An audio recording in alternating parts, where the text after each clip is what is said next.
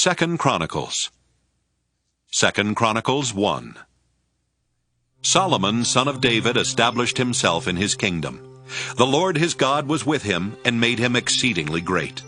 Solomon summoned all Israel, the commanders of the thousands and of the hundreds, the judges and all the leaders of all Israel, the heads of families. Then Solomon and the whole assembly with him went to the high place that was at Gibeon. For God's tent of meeting, which Moses the servant of the Lord had made in the wilderness, was there. But David had brought the ark of God up from Kiriath-Jearim to the place that David had prepared for it, for he had pitched a tent for it in Jerusalem. Moreover, the bronze altar that Bezalel son of Uri, son of Hur, had made was there in front of the tabernacle of the Lord. And Solomon and the assembly inquired at it. Solomon went up there to the bronze altar before the Lord, which was at the tent of meeting, and offered 1,000 burnt offerings on it. That night God appeared to Solomon and said to him, "Ask what I should give you." Solomon said to God, "You have shown great and steadfast love to my father David, and have made me succeed him as king. O Lord God, let your promise to my father David now be fulfilled, for you have made me king over a people as numerous as the dust of the earth. Give me now wisdom and knowledge to go out and come in before this people. For who can rule this great people of yours?" God answered Solomon, "Because this was in your heart, and you have not asked for possessions, wealth, honor, or the life of those who hate you, and have not even asked for long life, but have asked for wisdom and knowledge for yourself, that you may rule my people over whom I have made you king. Wisdom and knowledge are granted to you. I will also give you riches, possessions, and honor, such as none of the kings had who were before you, and none after you shall have the like." So Solomon came from the high place at Gibeon, from the tent of meeting, to Jerusalem, and he reigned over Israel. Solomon gathered together chariots and horses. He had 1,400 chariots and 12,000 horses, which he stationed in the chariot cities, and with the king in Jerusalem. The king made silver and gold as common in Jerusalem as stone, and he made cedar as plentiful as the sycamore of the Shephelah. Solomon's horses were imported from Egypt and Cuwe. The king's traders received them from Cuwe at the prevailing price. They imported from Egypt and then exported a chariot for 600 shekels of silver and a horse for 150. So through them these were exported to all the kings of the Hittites and the kings of Aram. 2 Chronicles 2. Solomon decided to build a temple for the name of the Lord and a royal palace for himself. Solomon conscripted 70,000 laborers and 80,000 stonecutters in the hill country, with 3,600 to oversee them. Solomon sent word to King Huram of Tyre. "Once you dealt with my father David, and sent him cedar to build himself a house to live in. I am now about to build a house for the name of the Lord my God, and dedicate it to him for offering fragrant incense before him, and for the regular offering of the rows of bread, and for burnt offerings morning and evening, on the Sabbaths, and the new moons, and the appointed festivals of the Lord our God, as ordained forever for Israel. The house that I am about to build will be great, for our God is greater than other gods. But who is able to build him a house, since heaven, even highest heaven, cannot contain him? Who am I to build a house for him, except as a place to make offerings before him? So now send me an artisan, skilled to work in gold, silver, bronze, and iron, and in purple, crimson, and blue fabrics, trained also in engraving, to join the skilled workers who are with me in Judah and Jerusalem, whom my father David provided. Send me also cedar, cypress, and algum timber from Lebanon, for I know that your servants are skilled in cutting Lebanon timber. My servants will work with your servants to prepare timber for me in abundance, for the house I am about to build will be great and wonderful. I will provide for your servants, those who cut the timber, 20,000 cores of crushed wheat, 20,000 cores of barley, 20,000 baths of wine, and 20,000 baths of oil." Then King Huram of Tyre answered in a letter that he sent to Solomon. "Because the Lord loves his people, he has made you king over them." Huram also said, Blessed be the Lord God of Israel, who made heaven and earth, who has given King David a wise son, endowed with discretion and understanding, who will build a temple for the Lord and a royal palace for himself. I have dispatched Huram-Abi, a skilled artisan endowed with understanding, the son of one of the Danite women, his father a Tyrian. He is trained to work in gold, silver, bronze, iron, stone, and wood, and in purple, blue, and crimson fabrics, and fine linen, and to do all sorts of engraving, and execute any design that may be assigned him with your artisans, the artisans of my lord your father David. Now, as for the wheat, barley, oil, and wine, of which my lord has spoken, let him send them to his servants. We will cut whatever timber you need from Lebanon, and bring it to you as rafts by sea to Joppa. You will take it up to Jerusalem. Then Solomon took a census of all the aliens who were residing in the land of Israel, after the census that his father David had taken. And there were found to be 153,600. 70,000 of them he assigned as laborers, 80,000 as stonecutters in the hill country, and 3,600 as overseers to make the people work. 2 Chronicles 3. Solomon began to build the house of the Lord in Jerusalem on Mount Moriah, where the Lord had appeared to his father David, at the place that David had designated on the threshing floor of Ornan the Jebusite. He began to build on the 2nd day of the 2nd month of the 4th year of his reign. These are Solomon's measurements for building the house of God. The length in cubits of the old standard was 60 cubits, and the width 20 cubits. The vestibule in front of the nave of the house was 20 cubits long. Across the width of the house and its height was 120 cubits. He overlaid it on the inside with pure gold. The nave he lined with cypress, covered it with fine gold, and made palms and chains on it. He adorned the house with settings of precious stones. The gold was gold from Parvaim. So he lined the house with gold, its beams, its thresholds, its walls, and its doors, and he carved cherubim on the walls. He made the most holy place. Its length, corresponding to the width of the house, was 20 cubits, and its width was 20 cubits. He overlaid it with 600 talents of fine gold. The weight of the nails was 50 shekels of gold. He overlaid the upper chambers with gold. In the most holy place he made 2 carved cherubim and overlaid them with gold.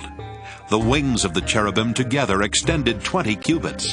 One wing of the one, 5 cubits long, touched the wall of the house, and its other wing, 5 cubits long, touched the wing of the other cherub. And of this cherub, one wing, 5 cubits long, touched the wall of the house, and the other wing, also 5 cubits long, was joined to the wing of the first cherub. The wings of these cherubim extended 20 cubits. The cherubim stood on their feet facing the nave. And Solomon made the curtain of blue and purple and crimson fabrics and fine linen, and worked cherubim into it. In front of the house he made 2 pillars 35 cubits high, with a capital of 5 cubits on the top of each. He made encircling chains and put them on the tops of the pillars, and he made 100 pomegranates and put them on the chains. He set up the pillars in front of the temple, one on the right, the other on the left. The one on the right he called Jachin, and the one on the left Boaz. 2 Chronicles 4. He made an altar of bronze 20 cubits long, 20 cubits wide, and 10 cubits high. Then he made the molten sea. It was round, 10 cubits from rim to rim, and 5 cubits high. A line of 30 cubits would encircle it completely. Under it were panels all around, each of 10 cubits surrounding the sea. There were 2 rows of panels cast when it was cast. It stood on 12 oxen, 3 facing north, 3 facing west, 3 facing south, and 3 facing east. The sea was set on them. The hindquarters of each were toward the inside. Its thickness was a handbreadth. Its rim was made like the rim of a cup, like the flower of a lily. It held 3,000 baths. He also made 10 basins in which to wash, and set 5 on the right side and 5 on the left. In these they were to rinse what was used for the burnt offering. The sea was for the priests to wash in. He made 10 golden lampstands as prescribed, and set them in the temple, 5 on the south side and 5 on the north. He also made 10 tables, and placed them in the temple, 5 on the right side and 5 on the left. And he made 100 basins of gold. He made the court of the priests and the great court, and doors for the court. He overlaid their doors with bronze. He set the sea at the southeast corner of the house. And Huram made the pots, the shovels, and the basins. Thus Huram finished the work that he did for King Solomon on the house of God. The 2 pillars, the bowls, and the 2 capitals on the top of the pillars, and the 2 lattice works to cover the 2 bowls of the capitals that were on the top of the pillars. The 400 pomegranates for the 2 lattice works, 2 rows of pomegranates for each lattice work, to cover the 2 bowls of the capitals that were on the pillars. He made the stands, the basins on the stands, the 1 sea, and the 12 oxen underneath it. The pots, the shovels, the forks, and all the equipment for these Huram-Abi made of burnished bronze for King Solomon for the house of the Lord. In the plain of the Jordan the king cast them in the clay ground between Succoth and Zeradah. Solomon made all these things in great quantities, so that the weight of the bronze was not determined. So Solomon made all the things that were in the house of God: the golden altar, the tables for the bread of the presence, the lampstands and their lamps of pure gold to burn before the inner sanctuary as prescribed, the flowers, the lamps, and the tongs of purest gold, the snuffers, basins, ladles, and fire pans of pure gold. As for the entrance to the temple, the inner doors to the most holy place and the doors of the nave of the temple were of gold. 2 Chronicles 5. Thus all the work that Solomon did for the house of the Lord was finished. Solomon brought in the things that his father David had dedicated, and stored the silver, the gold, and all the vessels in the treasuries of the house of God. Then Solomon assembled the elders of Israel and all the heads of the tribes, the leaders of the ancestral houses of the people of Israel, in Jerusalem, to bring up the ark of the covenant of the Lord out of the city of David, which is Zion. And all the Israelites assembled before the king at the festival that is in the 7th month. And all the elders of Israel came, and the Levites carried the ark. So they brought up the ark, the tent of meeting, and all the holy vessels that were in the tent. The priests and the Levites brought them up. King Solomon and all the congregation of Israel who had assembled before him were before the ark, sacrificing so many sheep and oxen that they could not be numbered or counted. Then the priests brought the ark of the covenant of the Lord to its place in the inner sanctuary of the house, in the most holy place, underneath the wings of the cherubim. For the cherubim spread out their wings over the place of the ark, so that the cherubim made a covering above the ark and its poles. The poles were so long that the ends of the poles were seen from the holy place in front of the inner sanctuary, but they could not be seen from outside. They are there to this day. There was nothing in the ark except the 2 tablets that Moses put there at Horeb, where the Lord made a covenant with the people of Israel after they came out of Egypt. Now when the priests came out of the holy place, for all the priests who were present had sanctified themselves without regard to their divisions, and all the Levitical singers, Asaph, Heman, and Jeduthun, their sons and kindred, arrayed in fine linen with cymbals, harps, and lyres, stood east of the altar with 120 priests who were trumpeters. It was the duty of the trumpeters and singers to make themselves heard in unison in praise and thanksgiving to the Lord, and when the song was raised, with trumpets and cymbals and other musical instruments in praise to the Lord. For he is good, for his steadfast love endures forever. The house of the Lord was filled with a cloud, so that the priests could not stand to minister because of the cloud, for the glory of the Lord filled the house of God. 2 Chronicles 6. Then Solomon said, The Lord has said that he would reside in thick darkness. I have built you an exalted house, a place for you to reside in forever. Then the king turned around and blessed all the assembly of Israel, while all the assembly of Israel stood. And he said, Blessed be the Lord, the God of Israel, who with his hand has fulfilled what he promised with his mouth to my father David, saying, Since the day that I brought my people out of the land of Egypt, I have not chosen a city from any of the tribes of Israel in which to build a house, so that my name might be there. And I chose no one as ruler over my people Israel. But I have chosen Jerusalem, in order that my name may be there. And I have chosen David to be over my people Israel. My father David had it in mind to build a house for the name of the Lord, the God of Israel. But the Lord said to my father David, "You did well to consider building a house for my name. Nevertheless, you shall not build the house, but your son who shall be born to you shall build the house for my name." Now the Lord has fulfilled his promise that he made, for I have succeeded my father David, and sit on the throne of Israel, as the Lord promised, and have built the house for the name of the Lord, the God of Israel. There I have set the ark, in which is the covenant of the Lord that he made with the people of Israel. Then Solomon stood before the altar of the Lord in the presence of the whole assembly of Israel, and spread out his hands. Solomon had made a bronze platform 5 cubits long, 5 cubits wide, and 3 cubits high, and had set it in the court, and he stood on it. Then he knelt on his knees in the presence of the whole assembly of Israel, and spread out his hands toward heaven.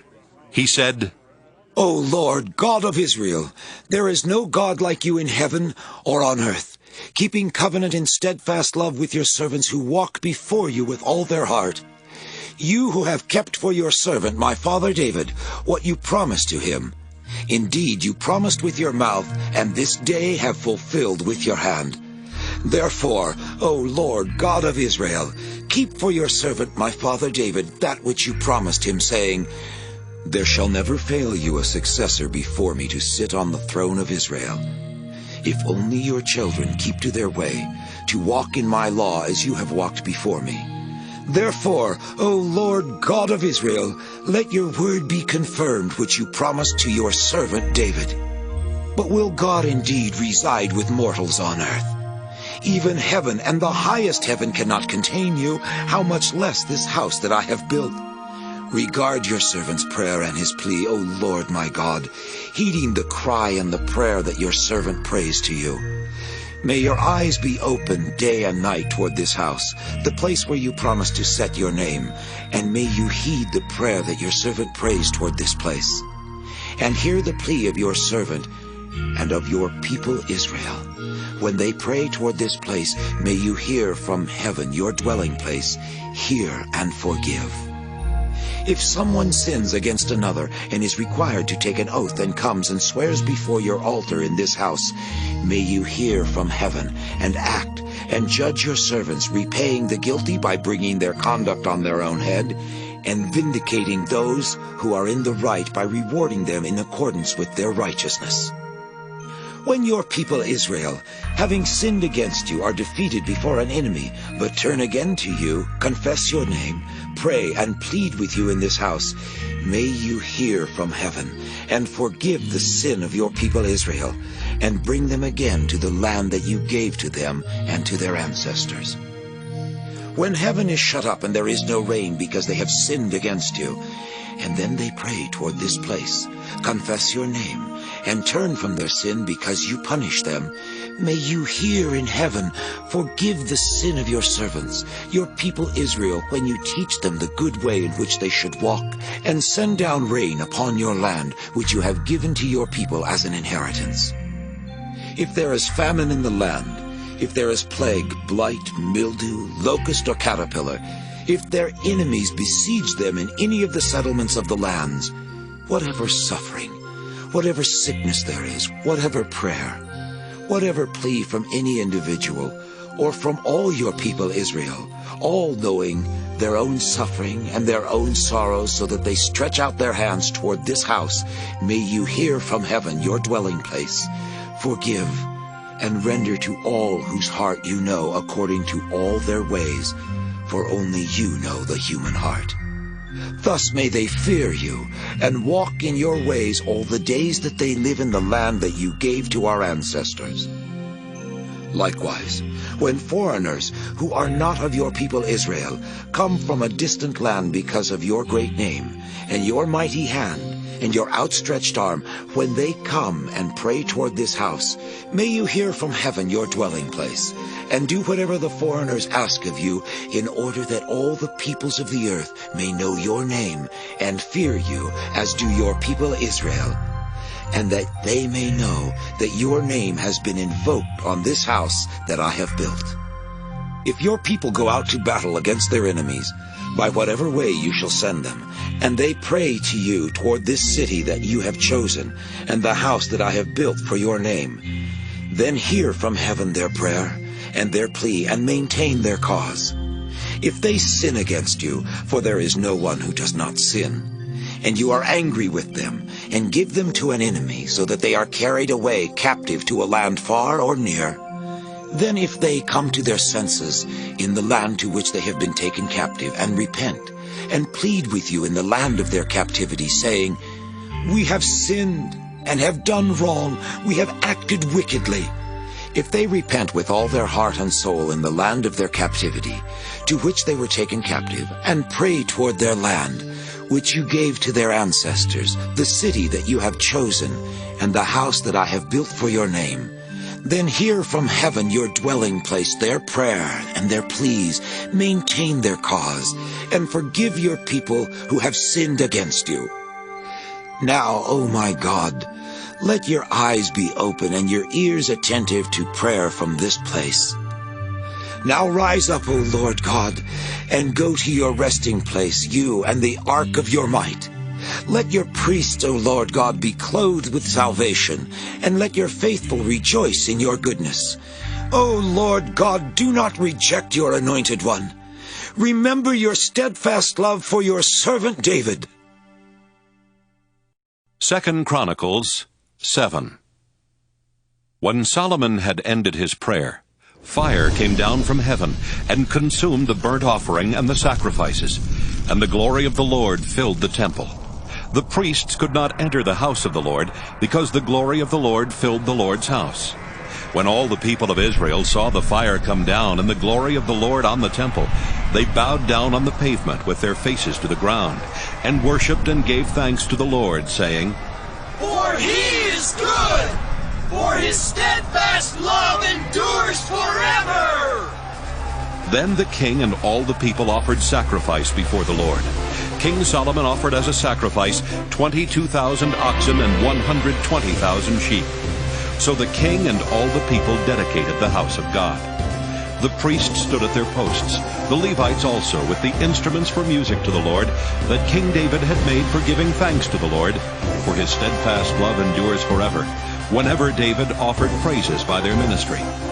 Opposite them the priests sounded trumpets, and all Israel stood. Solomon consecrated the middle of the court that was in front of the house of the Lord. For there he offered the burnt offerings and the fat of the offerings of well-being, because the bronze altar Solomon had made could not hold the burnt offering and the grain offering and the fat parts. At that time Solomon held the festival for 7 days, and all Israel with him, a very great congregation, from Lebo-Hamath to the Wadi of Egypt. On the 8th day they held a solemn assembly, for they had observed the dedication of the altar 7 days, and the festival 7 days. On the 23rd day of the 7th month he sent the people away to their homes, joyful and in good spirits, because of the goodness that the Lord had shown to David and to Solomon and to his people Israel. Thus Solomon finished the house of the Lord and the king's house. All that Solomon had planned to do in the house of the Lord and in his own house he successfully accomplished. Then the Lord appeared to Solomon in the night and said to him, I have heard your prayer and have chosen this place for myself as a house of sacrifice. When I shut up the heavens so that there is no rain, or command the locusts to devour the land, or send pestilence among my people, if my people, who are called by my name, humble themselves, pray, seek my face and turn from their wicked ways, then I will hear from heaven and will forgive their sin and heal their land. Now my eyes will be open and my ears attentive to the prayer that is made in this place. For now I have chosen and consecrated this house so that my name may be there forever. My eyes and my heart will be there for all time. As for you, if you walk before me as your father David walked, doing according to all that I have commanded you, and keeping my statutes and my ordinances, then I will establish your royal throne as I made covenant with your father David, saying, you shall never lack a successor to rule over Israel. But if you turn aside and forsake my statutes and my commandments that I have set before you, and go and serve other gods and worship them, then I will pluck you up from the land that I have given you, and this house which I have consecrated for my name I will cast out of my sight, and will make it a proverb and a byword among all peoples. And regarding this house now exalted, everyone passing by will be astonished and say, why has the Lord done such a thing to this land and to this house? Then they will say, because they abandoned the Lord the God of their ancestors, who brought them out of the land of Egypt, and they adopted other gods, and worshipped them and served them. Therefore he has brought all this calamity upon them. 2 Chronicles 8. At the end of 20 years, during which Solomon had built the house of the Lord and his own house, Solomon rebuilt the cities that Huram had given to him, and settled the people of Israel in them. Solomon went to Hamath-zobah and captured it. He built Tadmor in the wilderness, and all the storage towns that he built in Hamath. He also built Upper Beth-horon and Lower Beth-horon, fortified cities with walls, gates, and bars, and Baalath, as well as all Solomon's storage towns, and all the towns for his chariots, the towns for his cavalry, and whatever Solomon desired to build in Jerusalem, in Lebanon, and in all the land of his dominion. All the people who were left of the Hittites, the Amorites, the Perizzites, the Hivites, and the Jebusites, who were not of Israel, from their descendants who were still left in the land, whom the people of Israel had not destroyed, these Solomon conscripted for forced labor, as is still the case today. But of the people of Israel, Solomon made no slaves for his work. They were soldiers and his officers, the commanders of his chariotry and cavalry. These were the chief officers of King Solomon, 250 of them who exercised authority over the people. Solomon brought Pharaoh's daughter from the city of David to the house that he had built for her, for he said, my wife shall not live in the house of King David of Israel, for the places to which the ark of the Lord has come are holy. Then Solomon offered up burnt offerings to the Lord on the altar of the Lord that he had built in front of the vestibule, as the duty of each day required, offering according to the commandment of Moses for the Sabbaths, the new moons, and the 3 annual festivals, the festival of unleavened bread, the festival of weeks, and the festival of booths. According to the ordinance of his father David, he appointed the divisions of the priests for their service, and the Levites for their offices of praise and ministry alongside the priests, as the duty of each day required, and the gatekeepers in their divisions for the several gates. For so David the man of God had commanded. They did not turn away from what the king had commanded the priests and Levites regarding anything at all, or regarding the treasuries.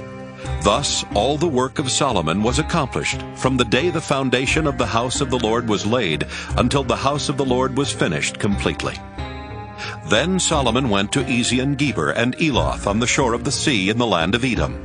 Huram sent him, in the care of his servants, ships and servants familiar with the sea. They went to Ophir, together with the servants of Solomon, and imported from there 450 talents of gold, and brought it to King Solomon. 2 Chronicles 9. When the queen of Sheba heard of the fame of Solomon, she came to Jerusalem to test him with hard questions, having a very great retinue and camels bearing spices and very much gold and precious stones. When she came to Solomon, she discussed with him all that was on her mind. Solomon answered all her questions. There was nothing hidden from Solomon that he could not explain to her. When the queen of Sheba had observed the wisdom of Solomon, the house that he had built, the food of his table, the seating of his officials, and the attendance of his servants, and their clothing, his valets and their clothing, and his burnt offerings that he offered at the house of the Lord, there was no more spirit left in her. So she said to the king, The report was true that I heard in my own land of your accomplishments and of your wisdom. But I did not believe the reports until I came and my own eyes saw it. Not not even half of the greatness of your wisdom had been told to me. You far surpassed the report that I had heard. Happy are your people, happy are these your servants, who continually attend you and hear your wisdom. Blessed be the Lord your God, who has delighted in you and set you on his throne as king for the Lord your God.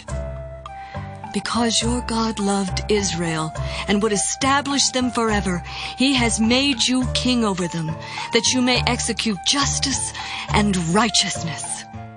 Then she gave the king 120 talents of gold, a very great quantity of spices, and precious stones. There were no spices such as those that the queen of Sheba gave to King Solomon.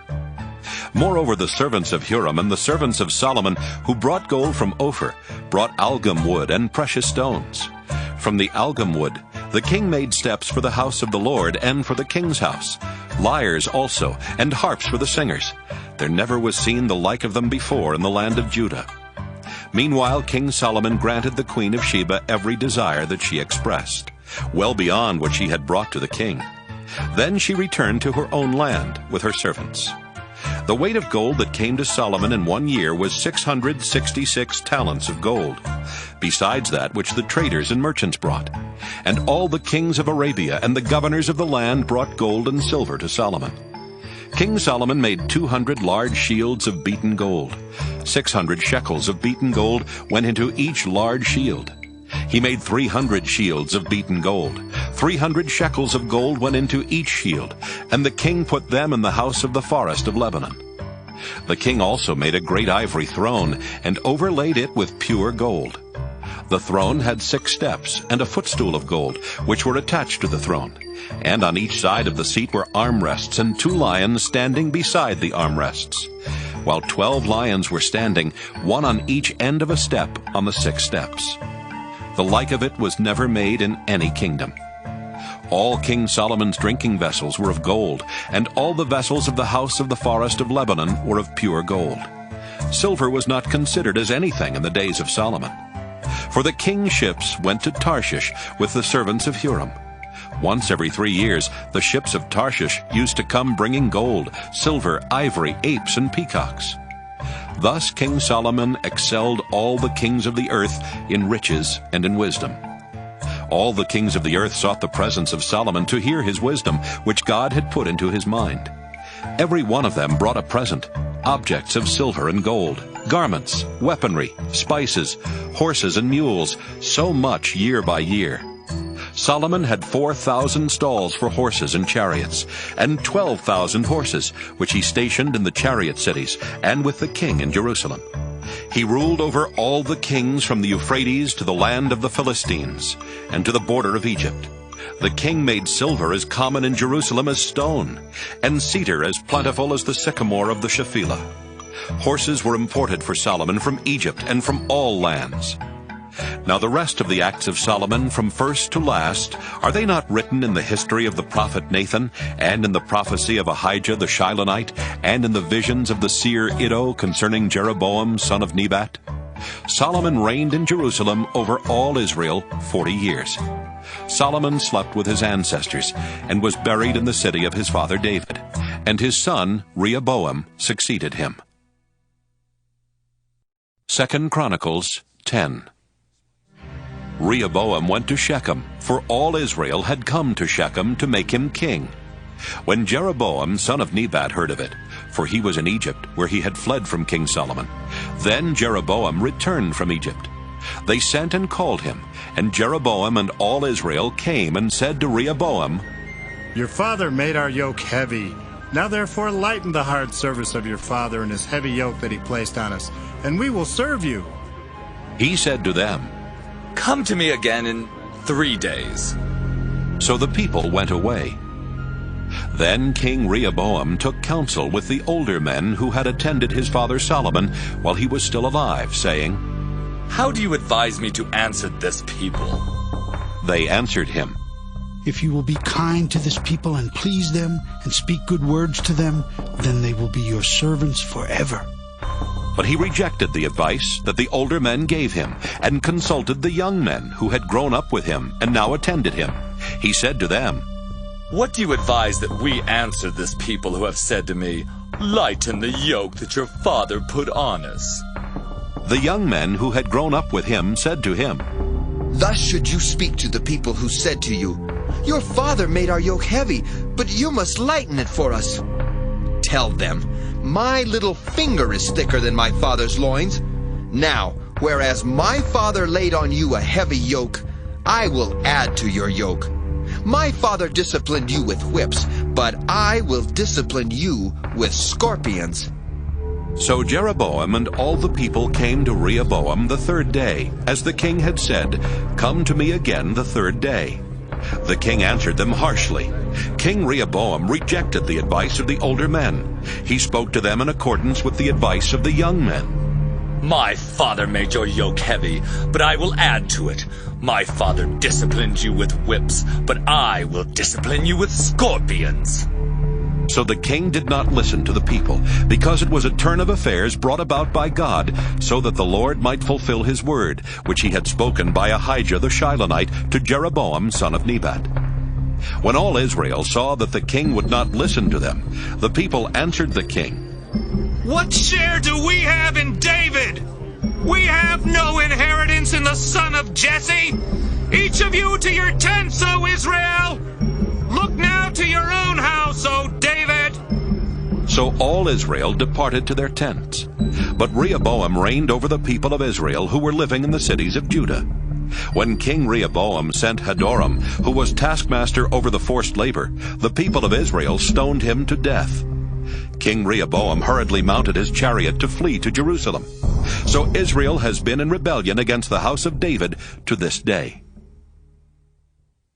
2 Chronicles 11. When Rehoboam came to Jerusalem, he assembled 180,000 chosen troops of the house of Judah and Benjamin to fight against Israel, to restore the kingdom to Rehoboam. But the word of the Lord came to Shemaiah the man of God. Say to King Rehoboam of Judah, son of Solomon, and to all Israel in Judah and Benjamin, Thus says the Lord, You shall not go up or fight against your kindred. Let everyone return home, for this thing is from me. So they heeded the word of the Lord and turned back from the expedition against Jeroboam. Rehoboam resided in Jerusalem, and he built cities for defense in Judah. He built up Bethlehem, Edom, Tekoa, Beth-zur, Soko, Adullam, Gath, Marisha, Ziph, Adoraim, Lachish, Azekah, Zorah, Ajalon, and Hebron, fortified cities that are in Judah and in Benjamin. He made the fortresses strong and put commanders in them, and stores of food, oil, and wine. He also put large shields and spears in all the cities, and made them very strong. So he held Judah and Benjamin. The priests and the Levites who were in all Israel presented themselves to him from all their territories. The Levites had left their common lands and their holdings and had come to Judah and Jerusalem, because Jeroboam and his sons had prevented them from serving as priests of the Lord, and had appointed his own priests for the high places, and for the goat demons, and for the calves that he had made. Those who had set their hearts to seek the Lord God of Israel came after them from all the tribes of Israel to Jerusalem to sacrifice to the Lord, the God of their ancestors. They strengthened the kingdom of Judah, and for 3 years they made Rehoboam, son of Solomon, secure, for they walked for 3 years in the way of David and Solomon. Rehoboam took as his wife Mahalath, daughter of Jeremoth, son of David, and of Abihail, daughter of Eliab, son of Jesse. She bore him sons, Joash, Shemariah, and Zaham. After her he took Maacah, daughter of Absalom, who bore him Abijah, Attai, Ziza, and Shalomith. Rehoboam loved Maacah, daughter of Absalom, more than all his other wives and concubines. He took 18 wives and 60 concubines, and became the father of 28 sons and 60 daughters. Rehoboam appointed Abijah, son of Maacah, as chief prince among his brothers, for he intended to make him king. He dealt wisely and distributed some of his sons through all the districts of Judah and Benjamin in all the fortified cities. He gave them abundant provisions and found many wives for them. 2 Chronicles 12. When the rule of Rehoboam was established and he grew strong, he abandoned the law of the Lord, he and all Israel with him. In the 5th year of King Rehoboam, because they had been unfaithful to the Lord, King Shishak of Egypt came up against Jerusalem with 1,200 chariots and 60,000 cavalry. A countless army came with him from Egypt, Libyans, Sukkiim, and Ethiopians. He took the fortified cities of Judah and came as far as Jerusalem. Then the prophet Shemaiah came to Rehoboam and to the officers of Judah, who had gathered at Jerusalem because of Shishak, and said to them, Thus says the Lord, You abandoned me, so I have abandoned you to the hand of Shishak. Then the officers of Israel and the king humbled themselves and said, The Lord is in the right. When the Lord saw that they humbled themselves, the word of the Lord came to Shemaiah, saying, They have humbled themselves. I will not destroy them, but I will grant them some deliverance, and my wrath shall not be poured out on Jerusalem by the hand of Shishak. Nevertheless, they shall be his servants, so that they may know the difference between serving me and serving the kingdoms of other lands. So King Shishak of Egypt came up against Jerusalem. He took away the treasures of the house of the Lord and the treasures of the king's house. He took everything. He also took away the shields of gold that Solomon had made. But King Rehoboam made in place of them shields of bronze, and committed them to the hands of the officers of the guard, who kept the door of the king's house. Whenever the king went into the house of the Lord, the guard would come along bearing them, and would then bring them back to the guardroom. Because he humbled himself, the wrath of the Lord turned from him, so as not to destroy them completely. Moreover, conditions were good in Judah. So King Rehoboam established himself in Jerusalem and reigned. Rehoboam was 41 years old when he began to reign. He reigned 17 years in Jerusalem, the city that the Lord had chosen out of all the tribes of Israel to put his name there. His mother's name was Naamah the Ammonite. He did evil, for he did not set his heart to seek the Lord. Now the acts of Rehoboam, from first to last, are they not written in the records of the prophet Shemaiah and of the seer Iddo, recorded by genealogy? There were continual wars between Rehoboam and Jeroboam. Rehoboam slept with his ancestors and was buried in the city of David, and his son Abijah succeeded him. 2 Chronicles 13. In the 18th year of King Jeroboam, Abijah began to reign over Judah. He reigned for 3 years in Jerusalem. His mother's name was Micaiah, daughter of Uriel of Gibeah. Now there was war between Abijah and Jeroboam.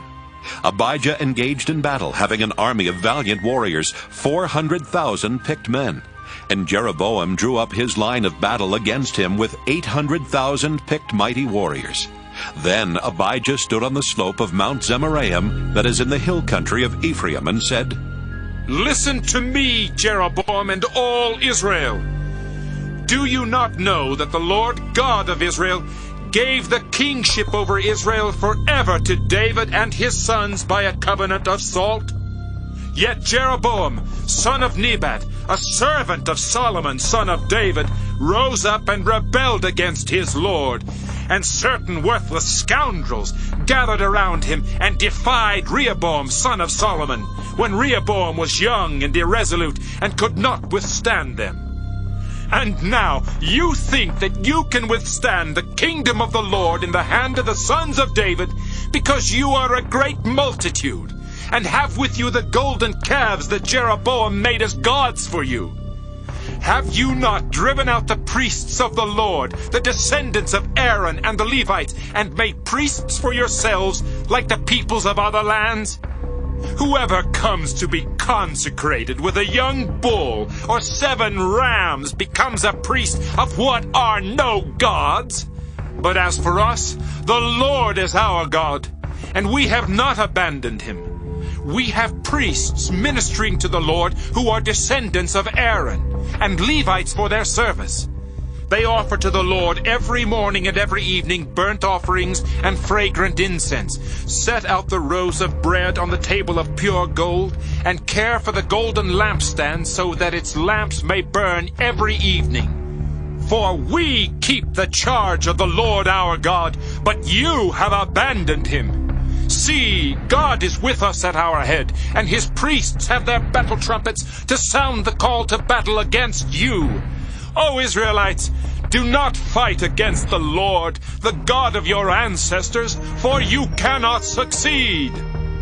Jeroboam had sent an ambush around to come on them from behind. Thus his troops were in front of Judah, and the ambush was behind them. When Judah turned, the battle was in front of them and behind them. They cried out to the Lord, and the priests blew the trumpets. Then the people of Judah raised the battle shout. And when the people of Judah shouted, God defeated Jeroboam and all Israel before Abijah and Judah. The Israelites fled before Judah, and God gave them into their hands. Abijah and his army defeated them with great slaughter. 500,000 picked men of Israel fell slain. Thus the Israelites were subdued at that time, and the people of Judah prevailed because they relied on the Lord, the God of their ancestors. Abijah pursued Jeroboam and took cities from him, Bethel with its villages, and Jeshanah with its villages, and Ephron with its villages. Jeroboam did not recover his power in the days of Abijah. The Lord struck him down, and he died. But Abijah grew strong. He took 14 wives and became the father of 22 sons and 16 daughters. The rest of the acts of Abijah, his behavior and his deeds, are written in the story of the prophet Iddo. 2 Chronicles 14. So Abijah slept with his ancestors, and they buried him in the city of David. His son Asa succeeded him. In his days the land had rest for 10 years. Asa did what was good and right in the sight of the Lord his God. He took away the foreign altars and the high places, broke down the pillars, hewed down the sacred poles, and commanded Judah to seek the Lord, the God of their ancestors, and to keep the law and the commandment. He also removed from all the cities of Judah the high places and the incense altars, and the kingdom had rest under him. He built fortified cities in Judah while the land had rest. He had no war in those years, for the Lord gave him peace. He said to Judah, Let us build these cities and surround them with walls and towers, gates and bars. The land is still ours, because we have sought the Lord our God. We have sought him, and he has given us peace on every side. So they built and prospered. Asa had an army of 300,000 from Judah, armed with large shields and spears, and 280,000 troops from Benjamin, who carried shields and drew bows. All these were mighty warriors. Zerah the Ethiopian came out against them with an army of 1,000,000 men and 300 chariots, and came as far as Maresha. Asa went out to meet him, and they drew up their lines of battle in the valley of Zephathah at Maresha. Asa cried to the Lord his God, O Lord, there is no difference for you between helping the mighty and the weak. Help us, O Lord our God, for we rely on you, and in your name we have come against this multitude. O Lord, you are our God. Let no mortal prevail against you. So the Lord defeated the Ethiopians before Asa and before Judah, and the Ethiopians fled. Asa and the army with him pursued them as far as Gerar, and the Ethiopians fell until no one remained alive. For they were broken before the Lord and his army. The people of Judah carried away a great quantity of booty. They defeated all the cities around Gerar, for the fear of the Lord was on them. They plundered all the cities, for there was much plunder in them. They also attacked the tents of those who had livestock, and carried away sheep and goats in abundance, and camels. Then they returned to Jerusalem. 2 Chronicles 15. The Spirit of God came upon Azariah son of Oded. He went out to meet Asa and said to him, Hear me, Asa, and all Judah and Benjamin. The Lord is with you while you are with him. If you seek him, he will be found by you. But if you abandon him, he will abandon you. For a long time Israel was without the true God, and without a teaching priest, and without law. But when in their distress they turned to the Lord, the God of Israel, and sought him, he was found by them. In those times it was not safe for anyone to go or come, for great disturbances afflicted all the inhabitants of the lands. They were broken in pieces, nation against nation, and city against city, for God troubled them with every sort of distress. But you, take courage. Do not let your hands be weak, for your work shall be rewarded." When Asa heard these words, the prophecy of Azariah, son of Oded, he took courage, and put away the abominable idols from all the land of Judah and Benjamin, and from the towns that he had taken in the hill country of Ephraim. He repaired the altar of the Lord that was in front of the vestibule of the house of the Lord. He gathered all Judah and Benjamin, and those from Ephraim, Manasseh, and Simeon, who were residing as aliens with them, for great numbers had deserted to him from Israel, when they saw that the Lord his God was with him. They were gathered at Jerusalem in the 3rd month of the 15th year of the reign of Asa. They sacrificed to the Lord on that day, from the booty that they had brought, 700 oxen and 7,000 sheep. They entered into a covenant to seek the Lord, the God of their ancestors, with all their heart and with all their soul. Whoever would not seek the Lord, the God of Israel, should be put to death, whether young or old, man or woman. They took an oath to the Lord with a loud voice, and with shouting, and with trumpets, and with horns. All Judah rejoiced over the oath, for they had sworn with all their heart, and had sought him with their whole desire, and he was found by them, and the Lord gave them rest all around. King Asa even removed his mother Maacah from being queen mother, because she had made an abominable image for Asherah. Asa cut down her image, crushed it, and burned it at the Wadi Kidron. But the high places were not taken out of Israel. Nevertheless, the heart of Asa was true all his days. He brought into the house of God the votive gifts of his father, and his own votive gifts, silver, gold, and utensils. And there was no more war until the 35th year of the reign of Asa. 2 Chronicles 16. In the 36th year of the reign of Asa, King Baasha of Israel went up against Judah, and built Ramah, to prevent anyone from going out or coming into the territory of King Asa of Judah.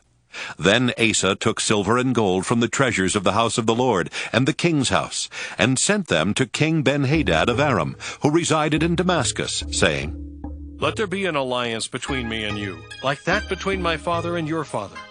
I'm sending to you silver and gold. Go, break your alliance with King Baasha of Israel, so that he may withdraw from me."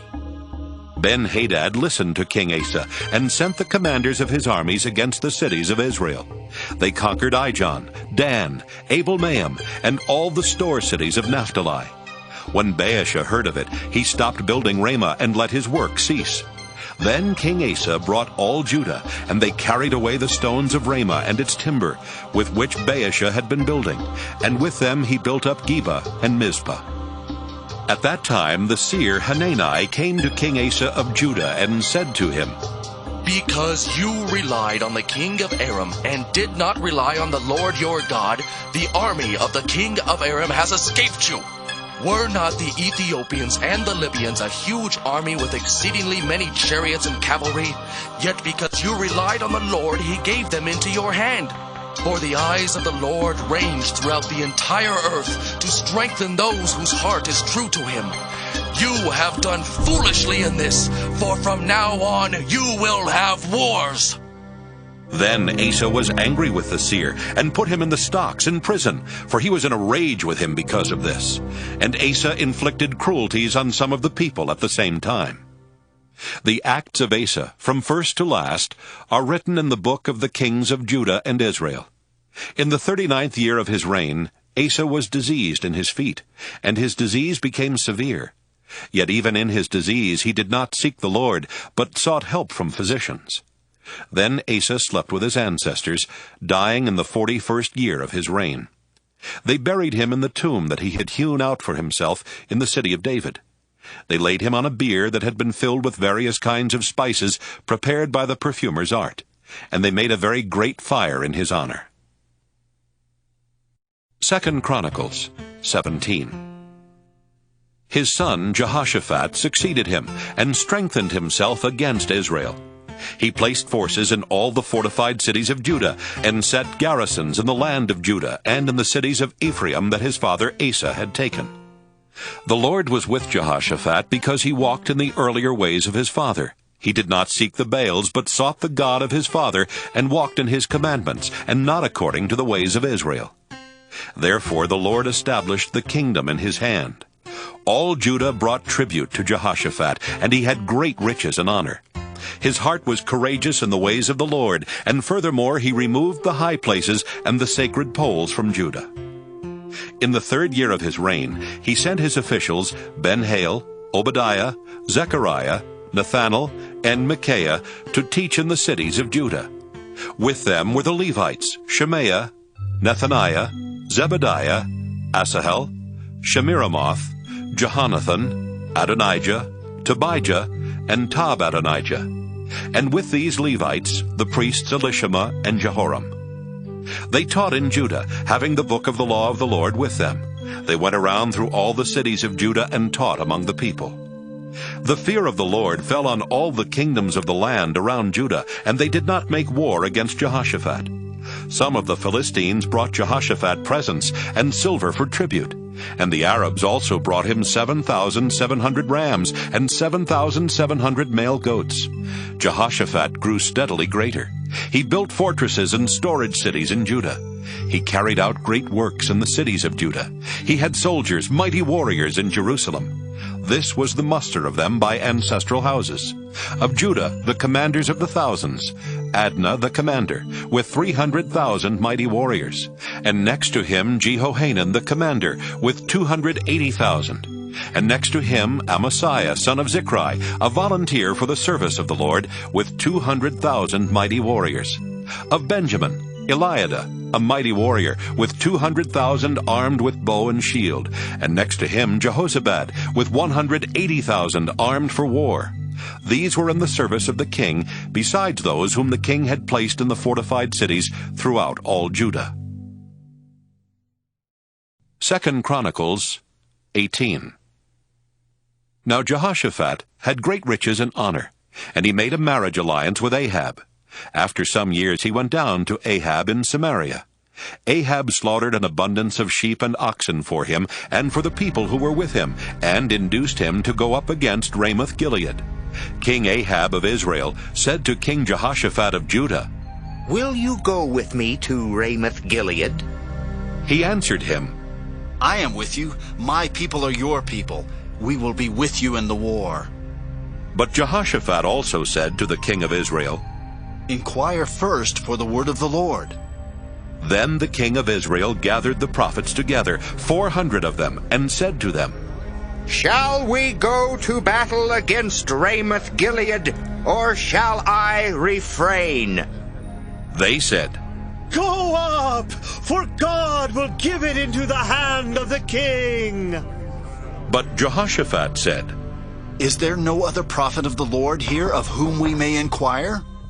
The king of Israel said to Jehoshaphat, "There is still one other by whom we may inquire of the Lord, Micaiah son of Imlah.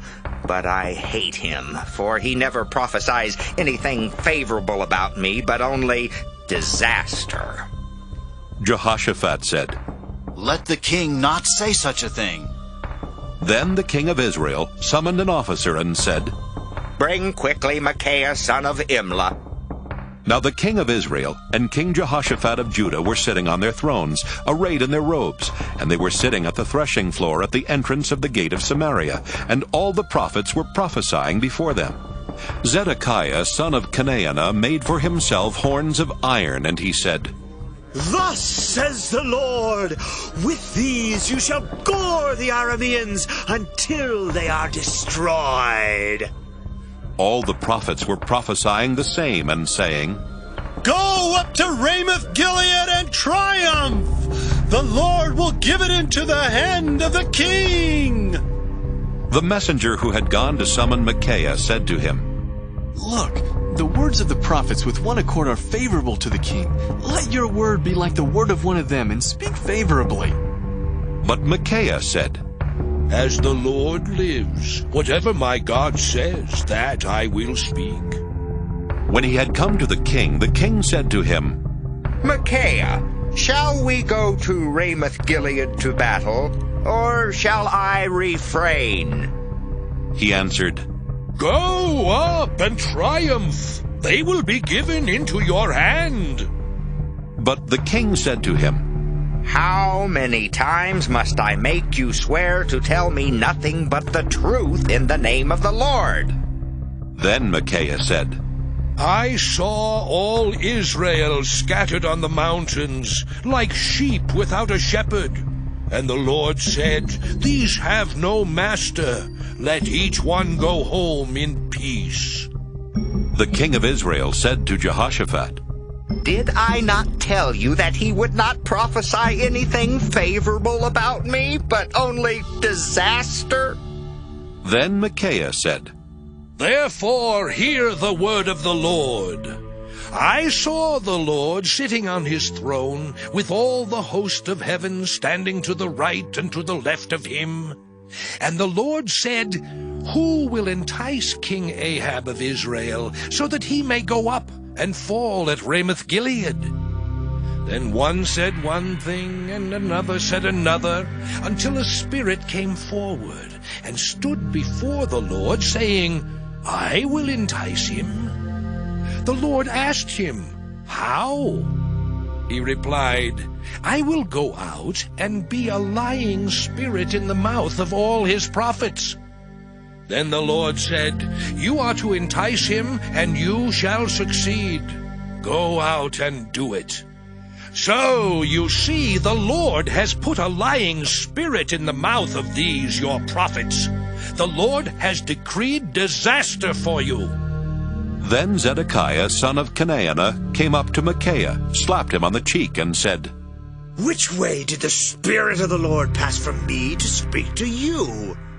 Micaiah replied, You will find out on that day when you go in to hide in an inner chamber. The king of Israel then ordered, Take Micaiah and return him to Ammon, the governor of the city, and to Joash, the king's son, and say, Thus says the king, Put this fellow in prison and feed him on reduced rations of bread and water until I return in peace. Micaiah said, If you return in peace, the Lord has not spoken by me. And he said, Hear, you peoples, all of you. So the king of Israel and King Jehoshaphat of Judah went up to Ramoth-Gilead. The king of Israel said to Jehoshaphat, I will disguise myself and go into battle, but you wear your robes. So the king of Israel disguised himself, and they went into battle. Now the king of Aram had commanded the captains of his chariots, Fight with no one, small or great, but only with the king of Israel. When the captains of the chariots saw Jehoshaphat, they said, It is the king of Israel. So they turned to fight against him, and Jehoshaphat cried out, and the Lord helped him. God drew them away from him, for when the captains of the chariots saw that it was not the king of Israel, they turned back from pursuing him. But a certain man drew his bow and unknowingly struck the king of Israel between the scale armor and the breastplate. So he said to the driver of his chariot, Turn around and carry me out of the battle, for I am wounded. The battle grew hot that day, and the king of Israel propped himself up in his chariot facing the Arameans until the evening. Then at sunset he died. 2 Chronicles 19. King Jehoshaphat of Judah returned in safety to his house in Jerusalem. Jehu, son of Hanani the seer, went out to meet him and said to King Jehoshaphat, Should you help the wicked and love those who hate the Lord? Because of this wrath has gone out against you from the Lord. Nevertheless, some good is found in you, for you destroyed the sacred poles out of the land, and have set your heart to seek God. Jehoshaphat resided at Jerusalem. Then he went out among the people, from Beersheba to the hill country of Ephraim, and brought them back to the Lord, the God of their ancestors. He appointed judges in the land in all the fortified cities of Judah, city by city, and said to the judges, Consider what you are doing, for you judge not on behalf of human beings, but on the Lord's behalf. He is with you in giving judgment. Now let the fear of the Lord be upon you. Take care what you do, for there is no perversion of justice with the Lord our God, or partiality, or taking of bribes. Moreover, in Jerusalem, Jehoshaphat appointed certain Levites and priests and heads of families of Israel to give judgment for the Lord and to decide disputed cases. They had their seat at Jerusalem. He charged them, "This is how you shall act, in the fear of the Lord, in faithfulness, and with your whole heart. Whenever a case comes to you from your kindred who live in their cities concerning bloodshed, law or commandment, statutes or ordinances, then you shall instruct them, so that they may not incur guilt before the Lord, and wrath may not come on you and your kindred. Do so, and you will not incur guilt. See, Azariah the chief priest is over you in all matters of the Lord, and Zebadiah son of Ishmael, the governor of the house of Judah, in all the king's matters. And the Levites will serve you as officers. Deal courageously, and may the Lord be with the good." 2 Chronicles 20. After this, the Moabites and Ammonites, and with them some of the Meunites, came against Jehoshaphat for battle. Messengers came and told Jehoshaphat, "A great multitude is coming against you from Edom, from beyond the sea. Already they are at Hazazon Tamar." That is, En-gedi. Jehoshaphat was afraid. He set himself to seek the Lord and proclaimed a fast throughout all Judah. Judah assembled to seek help from the Lord. From all the towns of Judah they came to seek the Lord. Jehoshaphat stood in the assembly of Judah and Jerusalem, in the house of the Lord, before the new court, and said, "O Lord, God of our ancestors, are you not God in heaven? Do you not rule over all the kingdoms of the nations? In your hand are power and might, so that no one is able to withstand you. Did you not, O our God, drive out the inhabitants of this land before your people Israel, and give it forever to the descendants of your friend Abraham? They have lived in it, and in it have built you a sanctuary for your name, saying, 'If disaster comes upon us, the sword, judgment, or pestilence, or famine, we will stand before this house and before you, for your name is in this house, and cry to you in our distress, and you will hear and save.' See now, the people of Ammon, Moab, and Mount Seir, whom you would not let Israel invade when they came from the land of Egypt, and whom they avoided and did not destroy. They reward us by coming to drive us out of your possession that you have given us to inherit. O our God, will you not execute judgment upon them? For we are powerless against this great multitude that is coming against us. We do not know what to do, but our eyes are on you." Meanwhile, all Judah stood before the Lord, with their little ones, their wives, and their children. Then the Spirit of the Lord came upon Jehaziel, son of Zechariah, son of Benaiah, son of Jeiel, son of Mattaniah, a Levite of the sons of Asaph, in the middle of the assembly. He said, "Listen, all Judah and inhabitants of Jerusalem, and King Jehoshaphat. Thus says the Lord to you, do not fear or be dismayed at this great multitude, for the battle is not yours, but God's.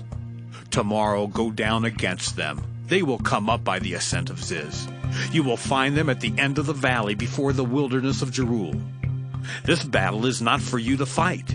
Take your position, stand still, and see the victory of the Lord on your behalf, O Judah and Jerusalem. Do not fear or be dismayed. Tomorrow go out against them, and the Lord will be with you." Then Jehoshaphat bowed down with his face to the ground, and all Judah and the inhabitants of Jerusalem fell down before the Lord, worshiping the Lord. And the Levites of the Kohathites and the Korahites stood up to praise the Lord, the God of Israel, with a very loud voice. They rose early in the morning and went out into the wilderness of Tekoa.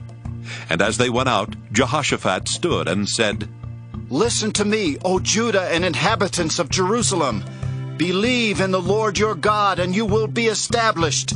Believe his prophets." When he had taken counsel with the people, he appointed those who were to sing to the Lord and praise him in holy splendor, as they went before the army, saying, "Give thanks to the Lord, for his steadfast love endures forever." As they began to sing and praise, the Lord set an ambush against the Ammonites, Moab, and Mount Seir, who had come against Judah, so that they were routed. For the Ammonites and Moab attacked the inhabitants of Mount Seir, destroying them utterly. And when they had made an end of the inhabitants of Seir, they all helped to destroy one another. When Judah came to the watchtower of the wilderness, they looked toward the multitude. There were corpses lying on the ground. No one had escaped. When Jehoshaphat and his people came to take the booty from them, they found livestock in great numbers, goods, clothing, and precious things, which they took for themselves until they could carry no more. They spent 3 days taking the booty because of its abundance. On the 4th day they assembled in the valley of Berakah, for there they blessed the Lord. Therefore that place has been called the Valley of Berakah to this day. Then all the people of Judah and Jerusalem, with Jehoshaphat at their head, returned to Jerusalem with joy, for the Lord had enabled them to rejoice over their enemies. They came to Jerusalem with harps and lyres and trumpets to the house of the Lord. The fear of God came on all the kingdoms of the countries when they heard that the Lord had fought against the enemies of Israel. And the realm of Jehoshaphat was quiet, for his God gave him rest all around. So Jehoshaphat reigned over Judah. He was 35 years old when he began to reign. He reigned 25 years in Jerusalem. His mother's name was Azubah, daughter of Shilhi. He walked in the way of his father Asa, and did not turn aside from it, doing what was right in the sight of the Lord. Yet the high places were not removed. The people had not yet set their hearts upon the God of their ancestors. Now the rest of the acts of Jehoshaphat, from first to last, are written in the annals of Jehu, son of Hanani, which are recorded in the book of the kings of Israel. After this, King Jehoshaphat of Judah joined with King Ahaziah of Israel, who did wickedly. He joined him in building ships to go to Tarshish. They built the ships in Ezion-Geber. Then Eliezer, son of Dodavehu of Maresha, prophesied against Jehoshaphat, saying, Because you have joined with Ahaziah, the Lord will destroy what you have made. And the ships were wrecked, and were not able to go to Tarshish. 2 Chronicles 21. Jehoshaphat slept with his ancestors, and was buried with his ancestors in the city of David. His son Jehoram succeeded him. He had brothers, the sons of Jehoshaphat, Azariah, Jehiel, Zechariah, Azariah, Michael, and Shephatiah. All these were the sons of King Jehoshaphat of Judah. Their father gave them many gifts of silver, gold, and valuable possessions, together with fortified cities in Judah. But he gave the kingdom to Jehoram, because he was the firstborn. When Jehoram had ascended the throne of his father, and was established, he put all his brothers to the sword, and also some of the officials of Israel. Jehoram was 32 years old when he began to reign. He reigned 8 years in Jerusalem. He walked in the way of the kings of Israel, as the house of Ahab had done, for the daughter of Ahab was his wife. He did what was evil in the sight of the Lord. Yet the Lord would not destroy the house of David, because of the covenant that he had made with David, and since he had promised to give a lamp to him and to his descendants forever. In his days Edom revolted against the rule of Judah, and set up a king of their own. Then Jehoram crossed over with his commanders and all his chariots. He set out by night, and attacked the Edomites, who had surrounded him and his chariot commanders. So Edom has been in revolt against the rule of Judah to this day. At that time Libnah also revolted against his rule, because he had forsaken the Lord, the God of his ancestors. Moreover, he made high places in the hill country of Judah, and led the inhabitants of Jerusalem into unfaithfulness, and made Judah go astray. A letter came to him from the prophet Elijah, saying, Thus says the Lord, the God of your father David, because you have not walked in the ways of your father Jehoshaphat, or in the ways of King Asa of Judah, but have walked in the way of the kings of Israel, and have led Judah and the inhabitants of Jerusalem into unfaithfulness, as the house of Ahab led Israel into unfaithfulness.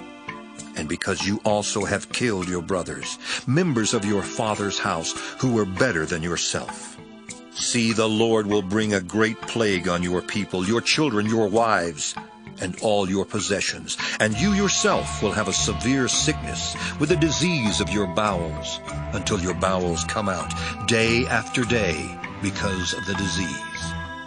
The Lord aroused against Jehoram the anger of the Philistines and of the Arabs who are near the Ethiopians. They came up against Judah, invaded it, and carried away all the possessions they found that belonged to the king's house, along with his sons and his wives, so that no son was left to him except Jehoahaz, his youngest son. After all this, the Lord struck him in his bowels with an incurable disease. In course of time, at the end of 2 years, his bowels came out because of the disease, and he died in great agony. His people made no fire in his honor, like the fires made for his ancestors. He was 32 years old when he began to reign. He reigned 8 years in Jerusalem. He departed with no one's regret. They buried him in the city of David, but not in the tombs of the kings. 2 Chronicles 22. The inhabitants of Jerusalem made his youngest son Ahaziah king as his successor. For the troops who came with the Arabs to the camp had killed all the older sons. So Ahaziah son of Jehoram reigned as king of Judah. Ahaziah was 42 years old when he began to reign. He reigned 1 year in Jerusalem. His mother's name was Athaliah, a granddaughter of Omri. He also walked in the ways of the house of Ahab, for his mother was his counselor in doing wickedly. He did what was evil in the sight of the Lord, as the house of Ahab had done. For after the death of his father they were his counselors to his ruin. He even followed their advice, and went with Jehoram, son of King Ahab of Israel, to make war against King Hazael of Aram at Ramoth-Gilead. The Arameans wounded Joram, and he returned to be healed in Jezreel of the wounds that he had received at Ramah, when he fought King Hazael of Aram. And Ahaziah, son of King Jehoram of Judah, went down to see Joram, son of Ahab, in Jezreel, because he was sick. But it was ordained by God that the downfall of Ahaziah should come about through his going to visit Joram. For when he came there, he went out with Jehoram to meet Jehu, son of Nimshi, whom the Lord had anointed to destroy the house of Ahab. When Jehu was executing judgment on the house of Ahab, he met the officials of Judah and the sons of Ahaziah's brothers, who attended Ahaziah, and he killed them. He searched for Ahaziah, who was captured while hiding in Samaria, and was brought to Jehu and put to death. They buried him, for they said, "He is the grandson of Jehoshaphat, who sought the Lord with all his heart." And the house of Ahaziah had no one able to rule the kingdom. Now when Athaliah, Ahaziah's mother, saw that her son was dead, she set about to destroy all the royal family of the house of Judah. But Jehoshabeath, the king's daughter, took Joash, son of Ahaziah, and stole him away from among the king's children who were about to be killed. She put him and his nurse in a bedroom. Thus Jehoshabeath, daughter of King Jehoram and wife of the priest Jehoiada, because she was a sister of Ahaziah, hid him from Athaliah, so that she did not kill him. He remained with them 6 years, hidden in the house of God, while Athaliah reigned over the land. 2 Chronicles 23. But in the 7th year Jehoiada took courage, and entered into a compact with the commanders of the hundreds, Azariah son of Jehoram, Ishmael son of Jehohanan, Azariah son of Obed, Maaseiah son of Adaiah, and Elishaphat son of Zichri. They went around through Judah, and gathered the Levites from all the towns of Judah, and the heads of families of Israel, and they came to Jerusalem. Then the whole assembly made a covenant with the king in the house of God. Jehoiada said to them, "Here is the king's son. Let him reign as the Lord promised concerning the sons of David. This is what you are to do. 1/3 of you, priests and Levites, who come on duty on the Sabbath, shall be gatekeepers. 1/3 shall be at the king's house, and 1/3 at the gate of the foundation. And all the people shall be in the courts of the house of the Lord. Do not let anyone enter the house of the Lord except the priests and ministering Levites. They may enter, for they are holy, but all the other people shall observe the instructions of the Lord. The Levites shall surround the king, each with his weapons in his hand, and whoever enters the house shall be killed. Stay with the king in his comings and goings." The Levites and all Judah did according to all that the priest Jehoiada commanded. Each brought his men who were to come on duty on the Sabbath, with those who were to go off duty on the Sabbath. For the priest Jehoiada did not dismiss the divisions. The priest Jehoiada delivered to the captains the spears and the large and small shields that had been King David's, which were in the house of God.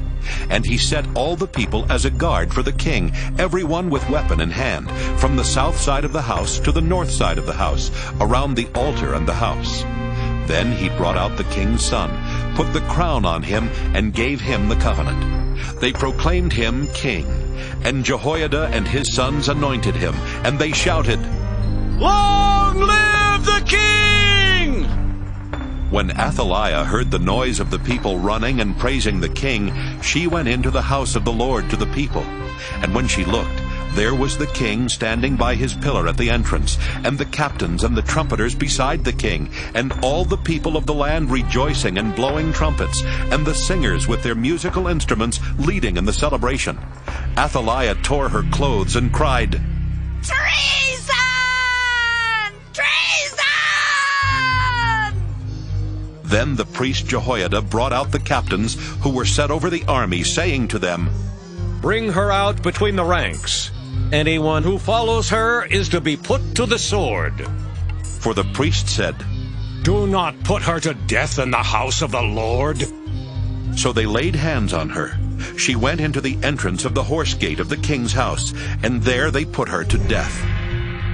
Jehoiada made a covenant between himself and all the people and the king, that they should be the Lord's people. Then all the people went to the house of Baal and tore it down. His altars and his images they broke in pieces, and they killed Mattan, the priest of Baal, in front of the altars. Jehoiada assigned the care of the house of the Lord to the Levitical priests, whom David had organized to be in charge of the house of the Lord, to offer burnt offerings to the Lord, as it is written in the law of Moses, with rejoicing and with singing, according to the order of David. He stationed the gatekeepers at the gates of the house of the Lord, so that no one should enter who was in any way unclean. And he took the captains, the nobles, the governors of the people, and all the people of the land, and they brought the king down from the house of the Lord, marching through the upper gate to the king's house. They set the king on the royal throne. So all the people of the land rejoiced, and the city was quiet after Athaliah had been killed with the sword. 2 Chronicles 24. Joash was 7 years old when he began to reign. He reigned 40 years in Jerusalem. His mother's name was Zibiah of Beersheba. Joash did what was right in the sight of the Lord all the days of the priest Jehoiada.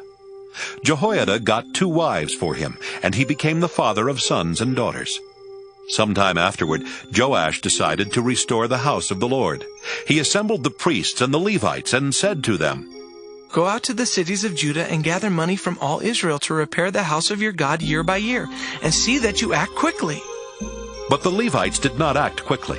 So the king summoned Jehoiada the chief and said to him, "Why have you not required the Levites to bring in from Judah and Jerusalem the tax levied by Moses, the servant of the Lord, on the congregation of Israel for the tent of the covenant?" For the children of Athaliah, that wicked woman, had broken into the house of God, and had even used all the dedicated things of the house of the Lord for the Baals. So the king gave command, and they made a chest, and set it outside the gate of the house of the Lord.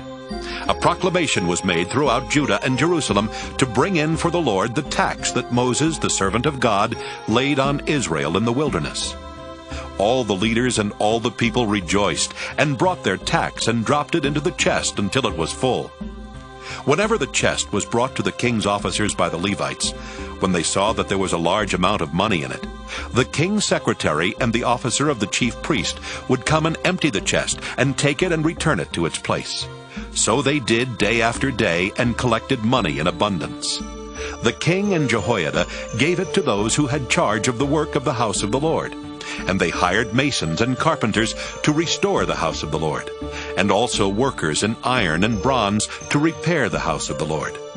So those who were engaged in the work labored, and the repairing went forward at their hands, and they restored the house of God to its proper condition and strengthened it. When they had finished, they brought the rest of the money to the king and Jehoiada, and with it were made utensils for the house of the Lord, utensils for the service and for the burnt offerings, and ladles and vessels of gold and silver. They offered burnt offerings in the house of the Lord regularly all the days of Jehoiada. But Jehoiada grew old and full of days, and died.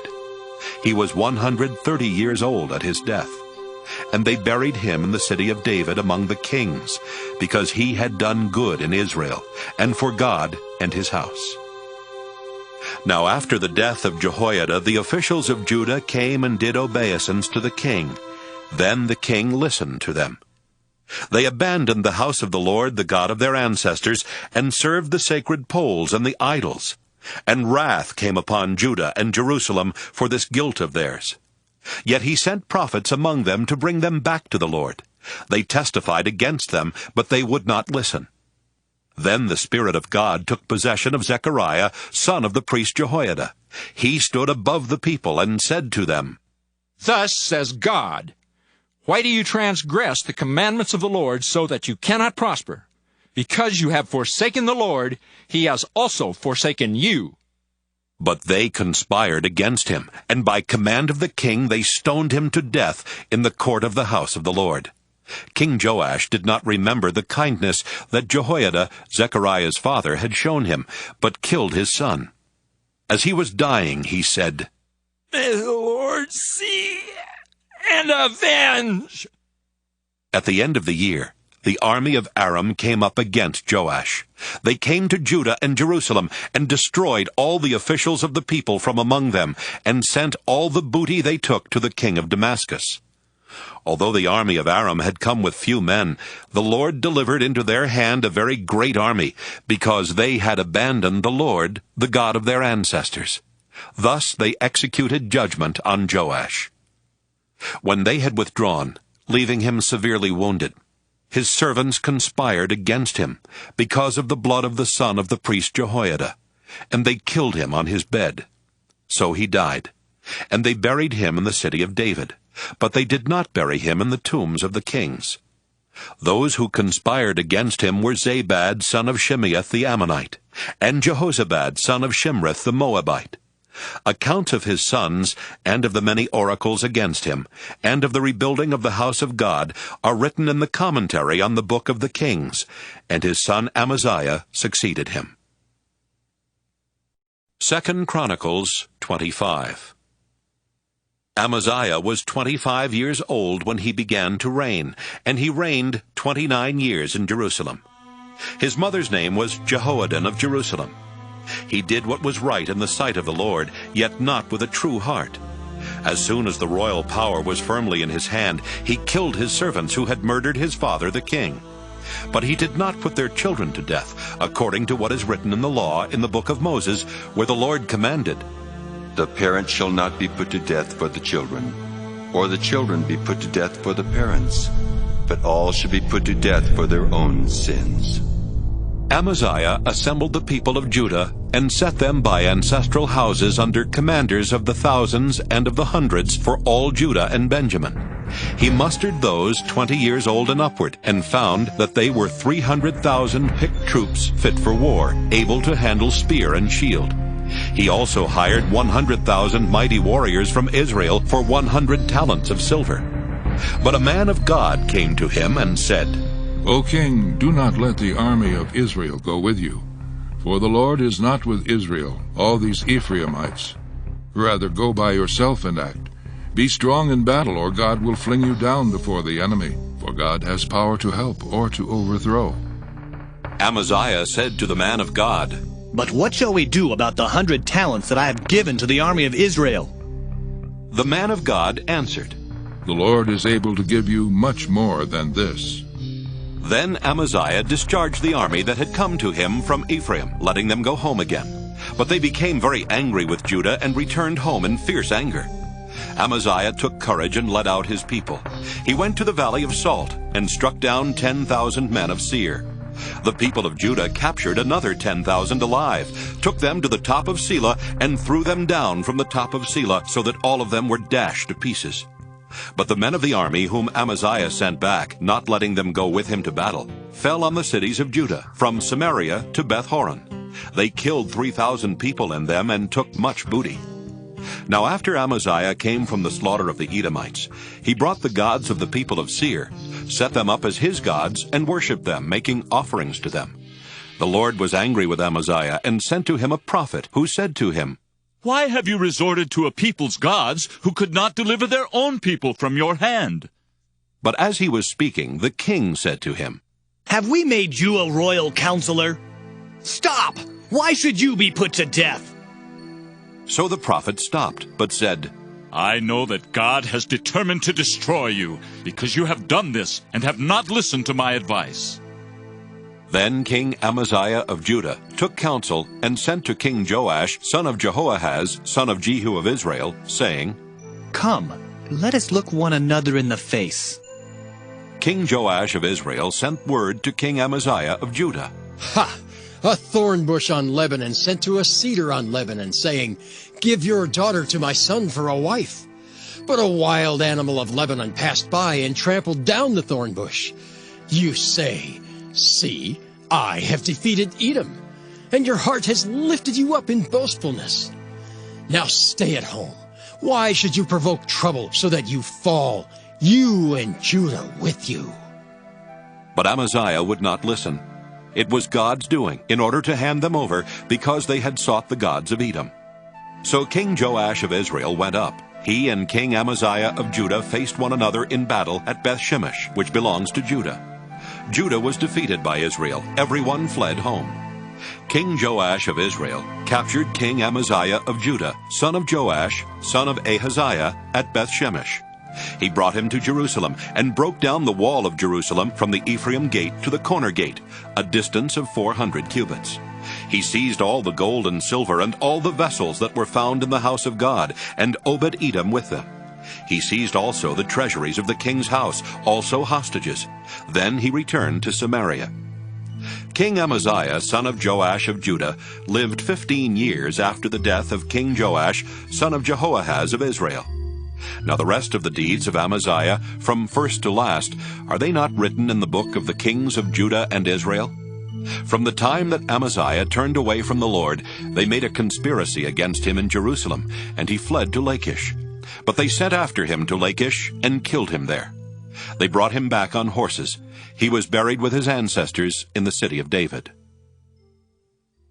2 Chronicles 26. Then all the people of Judah took Uzziah, who was 16 years old, and made him king to succeed his father Amaziah. He rebuilt Eloth and restored it to Judah, after the king slept with his ancestors. Uzziah was 16 years old when he began to reign, and he reigned 52 years in Jerusalem. His mother's name was Jecholiah of Jerusalem. He did what was right in the sight of the Lord, just as his father Amaziah had done. He set himself to seek God in the days of Zechariah, who instructed him in the fear of God.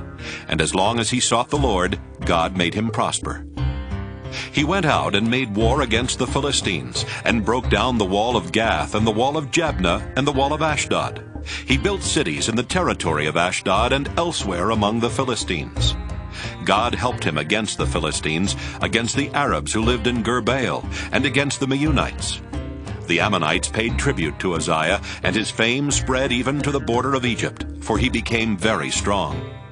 Moreover, Uzziah built towers in Jerusalem at the corner gate, at the valley gate, and at the angle, and fortified them. He built towers in the wilderness, and hewed out many cisterns, for he had large herds, both in Shephelah and in the plain. And he had farmers and vine dressers in the hills, and in the fertile lands, for he loved the soil.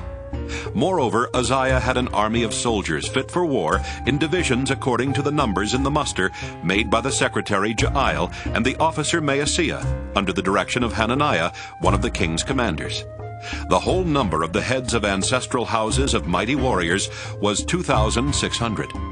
Under their command was an army of 307,500, who could make war with mighty power to help the king against the enemy. Uzziah provided for all the army the shields, spears, helmets, coats of mail, bows, and stones for slinging. In Jerusalem he set up machines, invented by skilled workers on the towers and the corners for shooting arrows and large stones. And his fame spread far, for he was marvelously helped until he became strong. But when he had become strong, he grew proud to his destruction. For he was false to the Lord his God, and entered the temple of the Lord to make offering on the altar of incense. But the priest Azariah went in after him, with 80 priests of the Lord who were men of valor. They withstood King Uzziah, and said to him, "It is not for you, Uzziah, to make offering to the Lord, but for the priests, the descendants of Aaron, who are consecrated to make offering. Go out of the sanctuary, for you have done wrong, and it will bring you no honor from the Lord God." Then Uzziah was angry. Now he had a censer in his hand to make offering, and when he became angry with the priests, a leprous disease broke out on his forehead, in the presence of the priests in the house of the Lord, by the altar of incense. When the chief priest Azariah and all the priests looked at him, he was leprous in his forehead. They hurried him out, and he himself hurried to get out, because the Lord had struck him. King Uzziah was leprous to the day of his death, and being leprous lived in a separate house, for he was excluded from the house of the Lord. His son Jotham was in charge of the palace of the king, governing the people of the land. Now the rest of the acts of Uzziah, from first to last, the prophet Isaiah, son of Amos, wrote. Uzziah slept with his ancestors. They buried him near his ancestors in the burial field that belonged to the kings, for they said, "He is leprous." His son Jotham succeeded him. 2 Chronicles 27. Jotham was 25 years old when he began to reign. He reigned 16 years in Jerusalem. His mother's name was Jerusha, daughter of Zadok. He did what was right in the sight of the Lord, just as his father Uzziah had done. Only he did not invade the temple of the Lord. But the people still followed corrupt practices. He built the upper gate of the house of the Lord, and did extensive building on the wall of Ophel. Moreover, he built cities in the hill country of Judah, and forts and towers on the wooded hills. He fought with the king of the Ammonites, and prevailed against them. The Ammonites gave him that year 100 talents of silver, 10,000 cores of wheat, and 10,000 of barley. The Ammonites paid him the same amount in the second and the third years. So Jotham became strong, because he ordered his ways before the Lord his God. Now the rest of the acts of Jotham, and all his wars and his ways, are written in the book of the kings of Israel and Judah. He was 25 years old when he began to reign. He reigned 16 years in Jerusalem. Jotham slept with his ancestors, and they buried him in the city of David, and his son Ahaz succeeded him. 2 Chronicles 28. Ahaz was 20 years old when he began to reign. He reigned 16 years in Jerusalem. He did not do what was right in the sight of the Lord, as his ancestor David had done, but he walked in the ways of the kings of Israel. He even made cast images for the Baals, and he made offerings in the valley of the son of Hinnom, and made his sons pass through fire, according to the abominable practices of the nations whom the Lord drove out before the people of Israel. He sacrificed and made offerings on the high places, on the hills, and under every green tree. Therefore the Lord his God gave him into the hand of the king of Aram, who defeated him, and took captive a great number of his people, and brought them to Damascus. He was also given into the hand of the king of Israel, who defeated him with great slaughter. Pekah, son of Remaliah, killed 120,000 in Judah in one day, all of them valiant warriors, because they had abandoned the Lord, the God of their ancestors. And Zichri, a mighty warrior of Ephraim, killed the king's son Maaseiah, Azrikam, the commander of the palace, and Elkanah, the next in authority to the king. The people of Israel took captive 200,000 of their kin, women, sons, and daughters. They also took much booty from them, and brought the booty to Samaria. But a prophet of the Lord was there, whose name was Oded. He went out to meet the army that came to Samaria, and said to them, "Because the Lord, the God of your ancestors, was angry with Judah, he gave them into your hand. But you have killed them in a rage that has reached up to heaven. Now you intend to subjugate the people of Judah and Jerusalem, male and female, as your slaves. But what have you except sins against the Lord your God? Now hear me, and send back the captives whom you have taken from your kindred, for the fierce wrath of the Lord is upon you." Moreover, certain chiefs of the Ephraimites, Azariah son of Johanan, Berechiah son of Meshillemoth, Jehiskiah son of Shallum, and Amasa son of Hadlai, stood up against those who were coming from the war, and said to them, You shall not bring the captives in here, for you propose to bring on us guilt against the Lord in addition to our present sins and guilt. For our guilt is already great, and there is fierce wrath against Israel. So the warriors left the captives and the booty before the officials and all the assembly. Then those who were mentioned by name got up and took the captives, and with the booty they clothed all that were naked among them. They clothed them, gave them sandals, provided them with food and drink, and anointed them. And carrying all the feeble among them on donkeys, they brought them to their kindred at Jericho, the city of palm trees. Then they returned to Samaria. At that time King Ahaz sent to the king of Assyria for help, for the Edomites had again invaded and defeated Judah and carried away captives. And the Philistines had made raids on the cities in the Shephelah and the Negeb of Judah, and had taken Bethshemesh, Ajalon, Gederoth, Soko with its villages, Timnah with its villages, and Gimzo with its villages, and they settled there. For the Lord brought Judah low because of King Ahaz of Israel, for he had behaved without restraint in Judah, and had been faithless to the Lord. So King Tilgath-Pilneser of Assyria came against him, and oppressed him instead of strengthening him. For Ahaz plundered the house of the Lord, and the houses of the king and of the officials, and gave tribute to the king of Assyria, but it did not help him. In the time of his distress he became yet more faithless to the Lord, this same King Ahaz. For he sacrificed to the gods of Damascus, which had defeated him, and said, Because the gods of the kings of Aram helped them, I will sacrifice to them so that they may help me. But they were the ruin of him and of all Israel. Ahaz gathered together the utensils of the house of God, and cut in pieces the utensils of the house of God. He shut up the doors of the house of the Lord, and made himself altars in every corner of Jerusalem. In every city of Judah he made high places to make offerings to other gods, provoking to anger the Lord, the God of his ancestors. Now the rest of his acts and all his ways, from first to last, are written in the book of the kings of Judah and Israel. Ahaz slept with his ancestors, and they buried him in the city, in Jerusalem. But they did not bring him into the tombs of the kings of Israel. His son Hezekiah succeeded him. 2 Chronicles 29. Hezekiah began to reign when he was 25 years old. He reigned 29 years in Jerusalem. His mother's name was Abijah, daughter of Zechariah. He did what was right in the sight of the Lord, just as his ancestor David had done. In the first year of his reign, in the first month, he opened the doors of the house of the Lord and repaired them. He brought in the priests and the Levites, and assembled them in the square on the east. He said to them, Listen to me, Levites. Sanctify yourselves, and sanctify the house of the Lord, the God of your ancestors, and carry out the filth from the holy place. For our ancestors have been unfaithful, and have done what was evil in the sight of the Lord our God. They have forsaken him, and have turned away their faces from the dwelling of the Lord, and turned their backs. They also shut the doors of the vestibule, and put out the lamps, and have not offered incense or made burnt offerings in the holy place to the God of Israel. Therefore the wrath of the Lord came upon Judah and Jerusalem, and he has made them an object of horror, of astonishment, and of hissing, as you see with your own eyes. Our fathers have fallen by the sword, and our sons and our daughters and our wives are in captivity for this. Now it is in my heart to make a covenant with the Lord, the God of Israel, so that his fierce anger may turn away from us. My sons, do not now be negligent, for the Lord has chosen you to stand in his presence, to minister to him, and to be his ministers, and make offerings to him.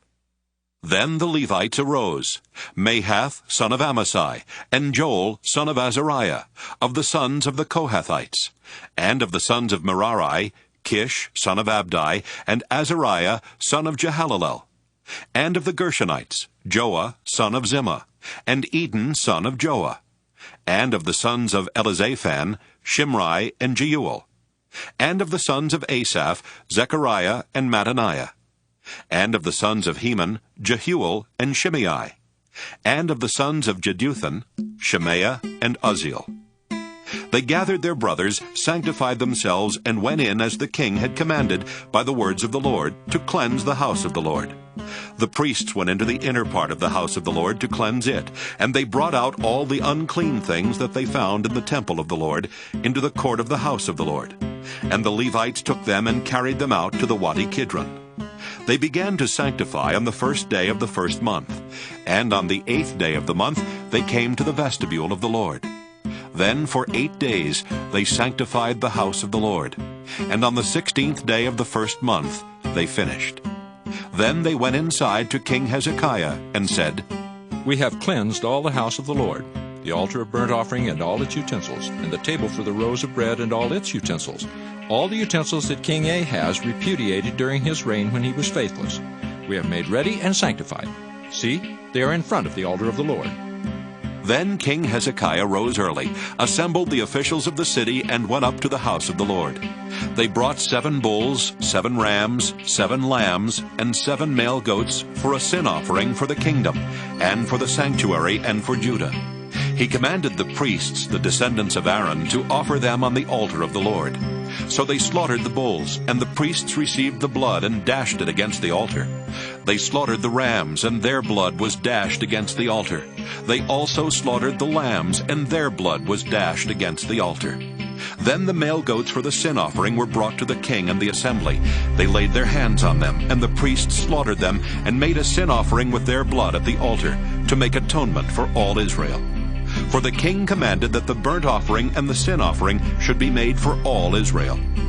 He stationed the Levites in the house of the Lord with cymbals, harps, and lyres, according to the commandment of David and of Gad the king's seer, and of the prophet Nathan, for the commandment was from the Lord through his prophets.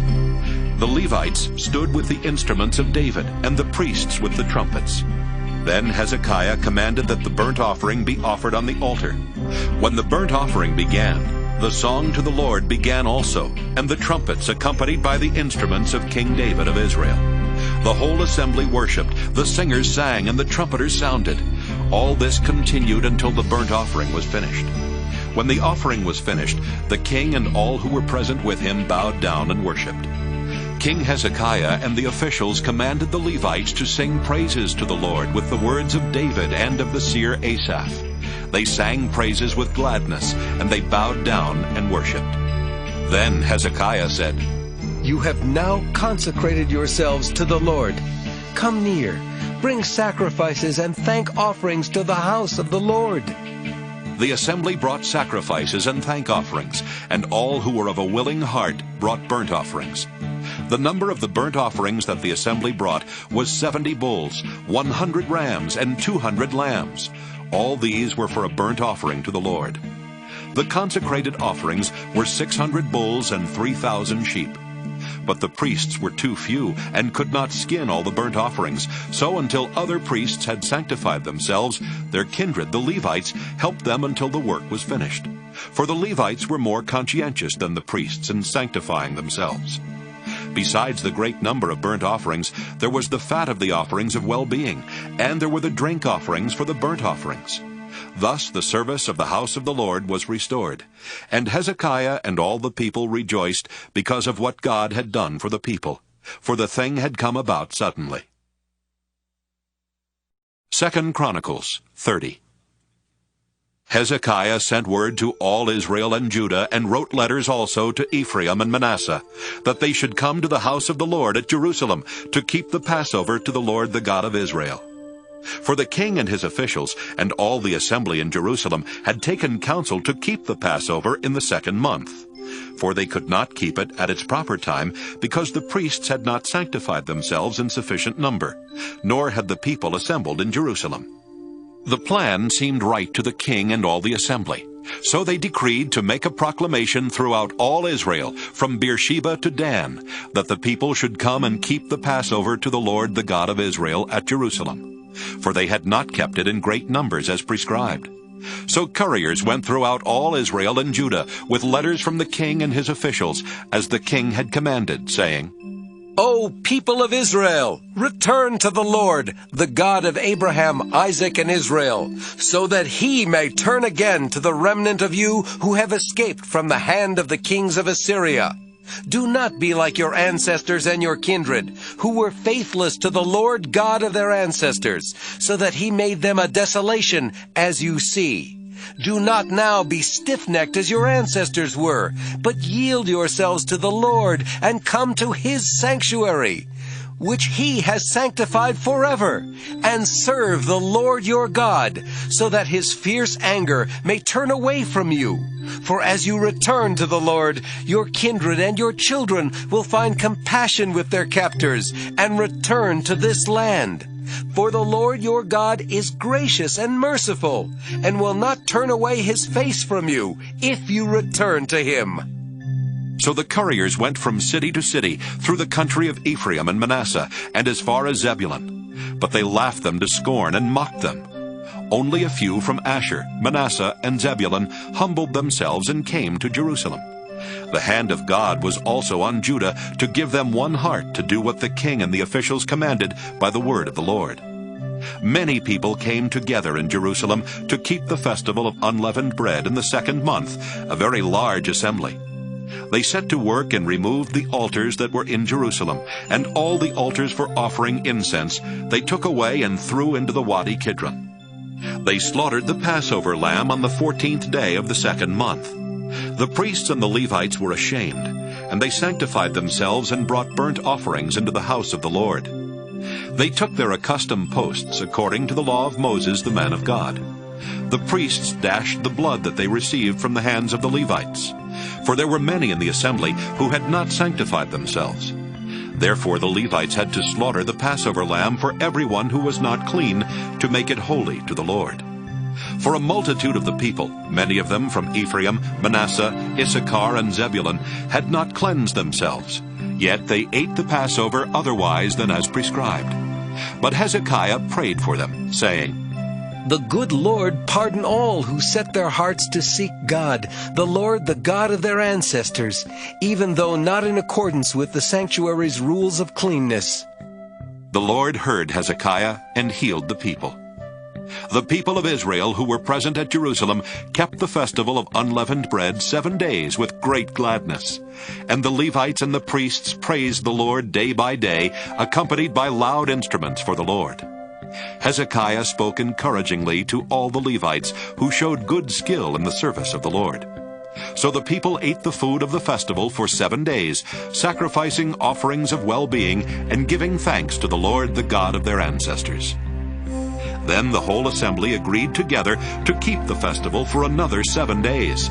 So they kept it for another 7 days with gladness.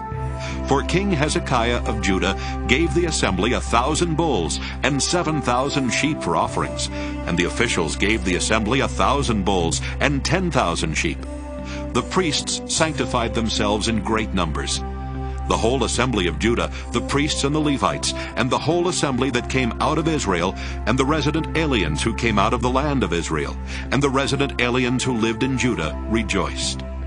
There was great joy in Jerusalem, for since the time of Solomon, son of King David of Israel, there had been nothing like this in Jerusalem. Then the priests and the Levites stood up and blessed the people, and their voice was heard. Their prayer came to his holy dwelling in heaven. 2 Chronicles 31. Now when all this was finished, all Israel who were present went out to the cities of Judah and broke down the pillars, hewed down the sacred poles, and pulled down the high places and the altars throughout all Judah and Benjamin, and in Ephraim and Manasseh, until they had destroyed them all. Then all the people of Israel returned to their cities, all to their individual properties.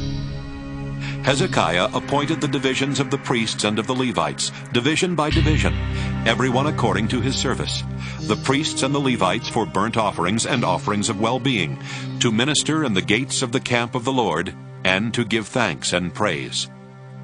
The contribution of the king from his own possessions was for the burnt offerings, the burnt offerings of morning and evening, and the burnt offerings for the Sabbaths, the new moons, and the appointed festivals, as it is written in the law of the Lord. He commanded the people who lived in Jerusalem to give the portion due to the priests and the Levites, so that they might devote themselves to the law of the Lord. As soon as the word spread, the people of Israel gave in abundance the first fruits of grain, wine, oil, honey, and of all the produce of the field, and they brought in abundantly the tithe of everything. The people of Israel and Judah who lived in the cities of Judah also brought in the tithe of cattle and sheep, and the tithe of the dedicated things that had been consecrated to the Lord their God, and laid them in heaps.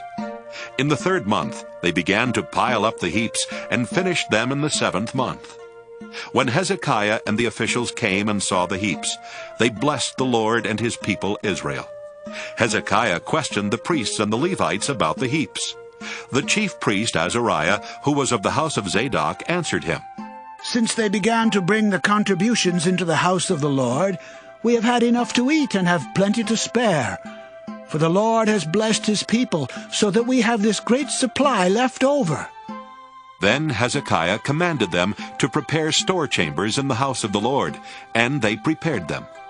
Faithfully they brought in the contributions, the tithes, and the dedicated things.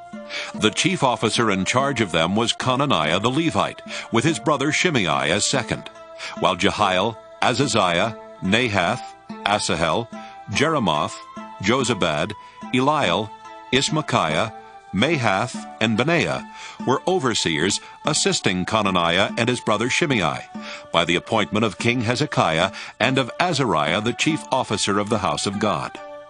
Kori, son of Imnah the Levite, keeper of the east gate, was in charge of the freewill offerings to God, to apportion the contribution reserved for the Lord and the most holy offerings.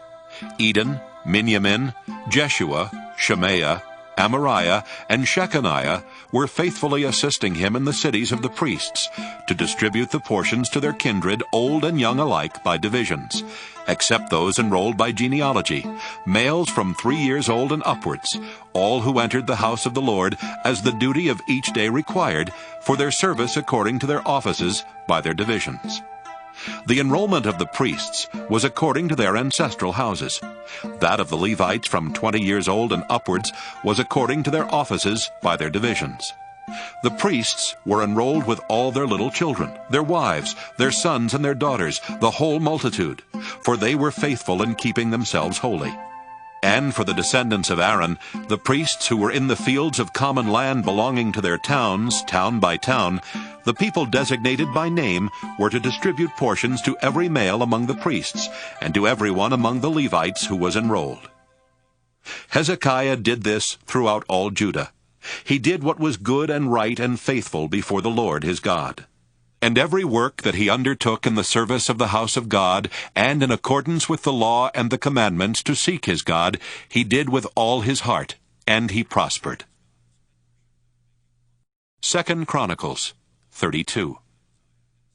After these things and these acts of faithfulness, King Sennacherib of Assyria came and invaded Judah, and encamped against the fortified cities, thinking to win them for himself. When Hezekiah saw that Sennacherib had come and intended to fight against Jerusalem, he planned with his officers and his warriors to stop the flow of the springs that were outside the city, and they helped him. A great many people were gathered, and they stopped all the springs and the wadi that flowed through the land, saying, "Why should the Assyrian kings come and find water in abundance?" Hezekiah set to work resolutely, and built up the entire wall that was broken down, and raised towers on it, and outside it he built another wall. He also strengthened the Millo in the city of David, and made weapons and shields in abundance. He appointed combat commanders over the people, and gathered them together to him in the square at the gate of the city, and spoke encouragingly to them, saying, "Be strong and of good courage. Do not be afraid or dismayed before the king of Assyria and all the horde that is with him, for there is one greater with us than with him. With him is an arm of flesh, but with us is the Lord our God, to help us and to fight our battles." The people were encouraged by the words of King Hezekiah of Judah. After this, while King Sennacherib of Assyria was at Lachish with all his forces, he sent his servants to Jerusalem, to King Hezekiah of Judah, and to all the people of Judah that were in Jerusalem, saying, "Thus says King Sennacherib of Assyria, on what are you relying that you undergo the siege of Jerusalem? Is not Hezekiah misleading you? handing you over to die by famine and by thirst when he tells you, "The Lord our God will save us from the hand of the king of Assyria"? Was it not this same Hezekiah who took away his high places and his altars and commanded Judah and Jerusalem, saying, "Before one altar you shall worship, and upon it you shall make your offerings"? Do you not know what I and my ancestors have done to all the peoples of other lands? Were the gods of the nations of those lands at all able to save their lands out of my hand? Who among all the gods of those nations that my ancestors utterly destroyed was able to save his people from my hand, that your God should be able to save you from my hand? Now, therefore, do not let Hezekiah deceive you or mislead you in this fashion, and do not believe him. For no God of any nation or kingdom has been able to save his people from my hand or from the hand of my ancestors. How much less will your God save you out of my hand? His servants said still more against the Lord God and against his servant Hezekiah. He also wrote letters to throw contempt on the Lord, the God of Israel, and to speak against him, saying, "Just as the gods of the nations in other lands did not rescue their people from my hands, so the God of Hezekiah will not rescue his people from my hand."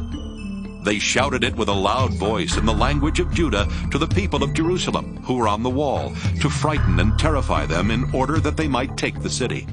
They spoke of the God of Jerusalem as if he were like the gods of the peoples of the earth, which are the work of human hands. Then King Hezekiah and the prophet Isaiah, son of Amos, prayed because of this and cried to heaven. And the Lord sent an angel who cut off all the mighty warriors and commanders and officers in the camp of the king of Assyria. So he returned in disgrace to his own land. When he came into the house of his God, some of his own sons struck him down there with the sword. So the Lord saved Hezekiah and the inhabitants of Jerusalem from the hand of King Sennacherib of Assyria and from the hand of all his enemies. He gave them rest on every side. Many brought gifts to the Lord in Jerusalem and precious things to King Hezekiah of Judah, so that he was exalted in the sight of all nations from that time onward. In those days Hezekiah became sick and was at the point of death. He prayed to the Lord, and he answered him and gave him a sign. But Hezekiah did not respond according to the benefit done to him, for his heart was proud. Therefore wrath came upon him and upon Judah and Jerusalem. Then Hezekiah humbled himself for the pride of his heart, both he and the inhabitants of Jerusalem, so that the wrath of the Lord did not come upon them in the days of Hezekiah. Hezekiah had very great riches and honor, and he made for himself treasuries for silver, for gold, for precious stones, for spices, for shields, and for all kinds of costly objects. Storehouses also for the yield of grain, wine, and oil, and stalls for all kinds of cattle and sheepfolds. He likewise provided cities for himself, and flocks and herds in abundance, for God had given him very great possessions. This same Hezekiah closed the upper outlet of the waters of Gihon and directed them down to the west side of the city of David. Hezekiah prospered in all his works. So also in the matter of the envoys of the officials of Babylon, who had been sent to him to inquire about the sign that had been done in the land, God left him to himself, in order to test him and to know all that was in his heart. Now the rest of the acts of Hezekiah and his good deeds are written in the vision of the prophet Isaiah, son of Amos, in the book of the kings of Judah and Israel. Hezekiah slept with his ancestors, and they buried him on the ascent to the tombs of the descendants of David. And all Judah and the inhabitants of Jerusalem did him honor at his death. His son Manasseh succeeded him. 2 Chronicles 33. Manasseh was 12 years old when he began to reign. He reigned 55 years in Jerusalem. He did what was evil in the sight of the Lord, according to the abominable practices of the nations whom the Lord drove out before the people of Israel. For he rebuilt the high places that his father Hezekiah had pulled down, and erected altars to the Baals, made sacred poles, worshipped all the host of heaven, and served them. He built altars in the house of the Lord, of which the Lord had said, In Jerusalem shall my name be forever. He built altars for all the host of heaven in the two courts of the house of the Lord. He made his son pass through fire in the valley of the son of Hinnom, practiced soothsaying and augury and sorcery, and dealt with mediums and with wizards. He did much evil in the sight of the Lord, provoking him to anger. The carved image of the idol that he had made he set in the house of God, of which God said to David and to his son Solomon, In this house and in Jerusalem, which I have chosen out of all the tribes of Israel, I will put my name forever. I will never again remove the feet of Israel from the land that I appointed for your ancestors, if only they will be careful to do all that I have commanded them, all the law, the statutes, and the ordinances given through Moses. Manasseh misled Judah and the inhabitants of Jerusalem, so that they did more evil than the nations whom the Lord had destroyed before the people of Israel. The Lord spoke to Manasseh and to his people, but they gave no heed. Therefore the Lord brought against them the commanders of the army of the king of Assyria, who took Manasseh captive in manacles, bound him with fetters, and brought him to Babylon. While he was in distress, he entreated the favor of the Lord his God and humbled himself greatly before the God of his ancestors. He prayed to him, and God received his entreaty, heard his plea, and restored him again to Jerusalem and to his kingdom. Then Manasseh knew that the Lord indeed was God. Afterward he built an outer wall for the city of David west of Gihon in the valley, reaching the entrance at the fish gate. He carried it around Ophel and raised it to a very great height. He also put commanders of the army in all the fortified cities of Judah. He took away the foreign gods and the idol from the house of the Lord, and all the altars that he had built on the mountain of the house of the Lord and in Jerusalem, and he threw them out of the city. He also restored the altar of the Lord, and offered on it sacrifices of well-being and of thanksgiving. And he commanded Judah to serve the Lord, the God of Israel. The people, however, still sacrificed at the high places, but only to the Lord their God. Now the rest of the acts of Manasseh, his prayer to his God, and the words of the seers who spoke to him in the name of the Lord God of Israel, these are in the annals of the kings of Israel.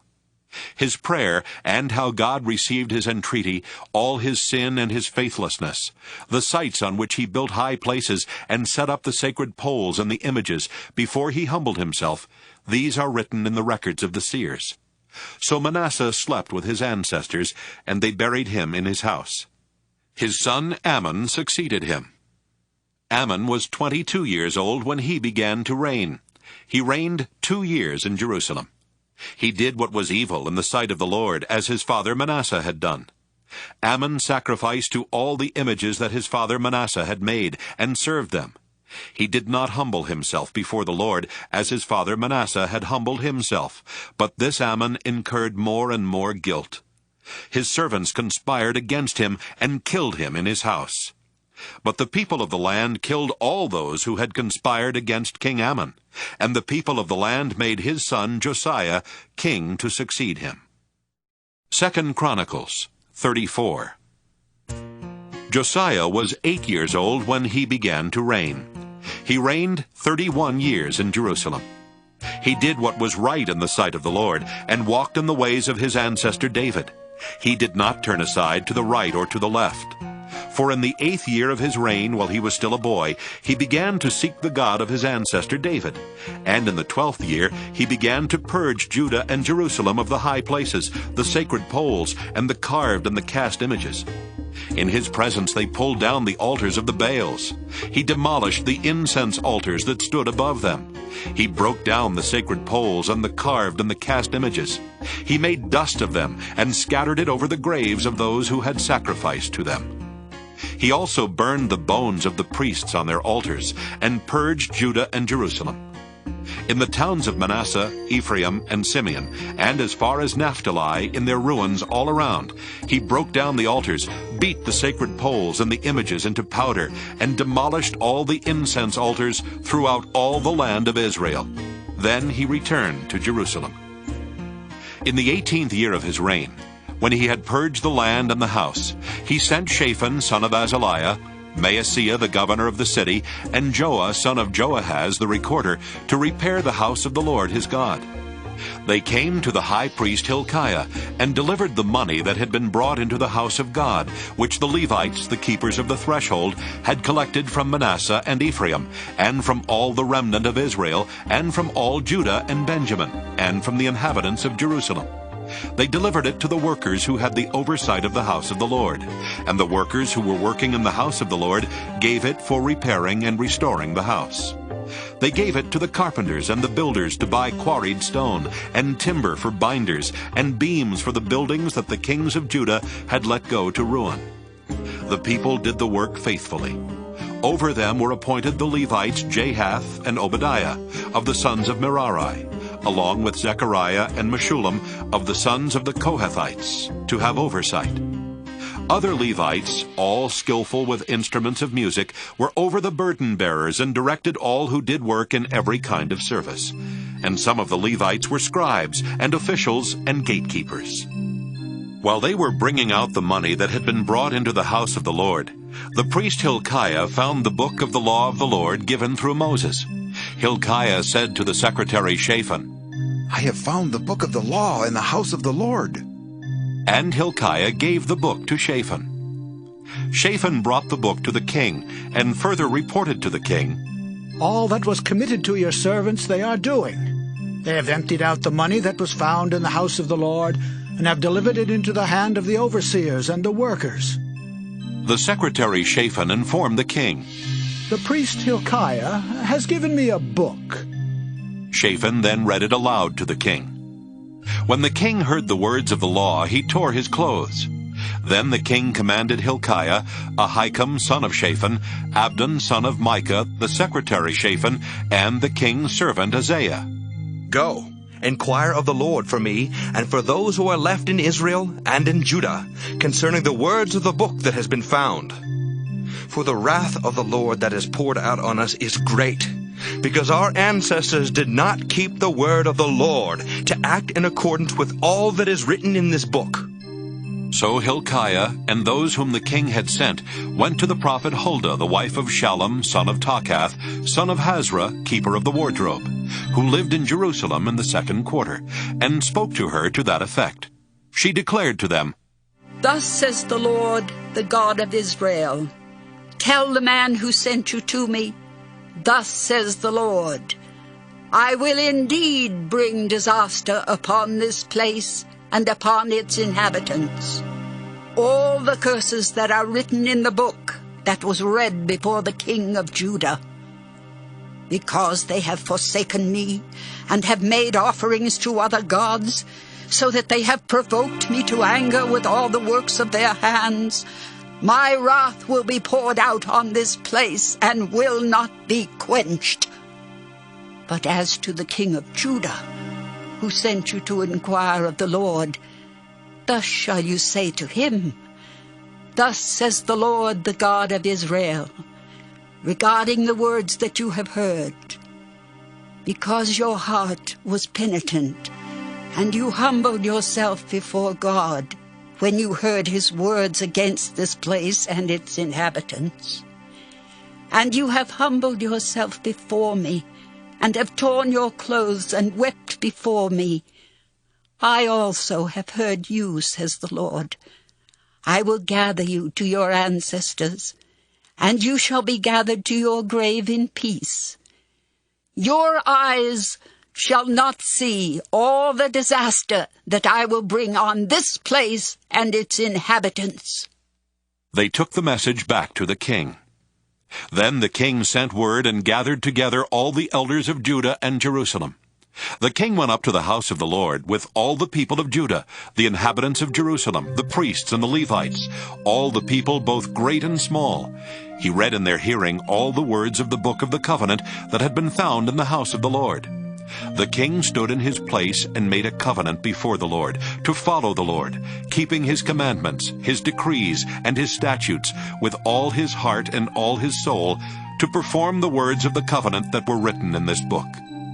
Then he made all who were present in Jerusalem and in Benjamin pledge themselves to it. And the inhabitants of Jerusalem acted according to the covenant of God, the God of their ancestors. Josiah took away all the abominations from all the territory that belonged to the people of Israel, and made all who were in Israel worship the Lord their God. All his days they did not turn away from following the Lord the God of their ancestors. 2 Chronicles 35. Josiah kept a Passover to the Lord in Jerusalem. They slaughtered the Passover lamb on the 14th day of the first month. He appointed the priests to their offices and encouraged them in the service of the house of the Lord. He said to the Levites who taught all Israel and who were holy to the Lord, "Put the holy ark in the house that Solomon son of David king of Israel built. You need no longer carry it on your shoulders. Now serve the Lord your God and his people Israel. Make preparations by your ancestral houses, by your divisions, following the written directions of King David of Israel and the written directions of his son Solomon. Take position in the holy place according to the groupings of the ancestral houses of your kindred the people, and let there be Levites for each division of an ancestral house. Slaughter the Passover lamb, sanctify yourselves, and on behalf of your kindred make preparations, acting according to the word of the Lord by Moses." Then Josiah contributed to the people as Passover offerings for all that were present, lamb and kids from the flock, to the number of 30,000, and 3,000 bulls. These were from the king's possessions. His officials contributed willingly to the people, to the priests, and to the Levites.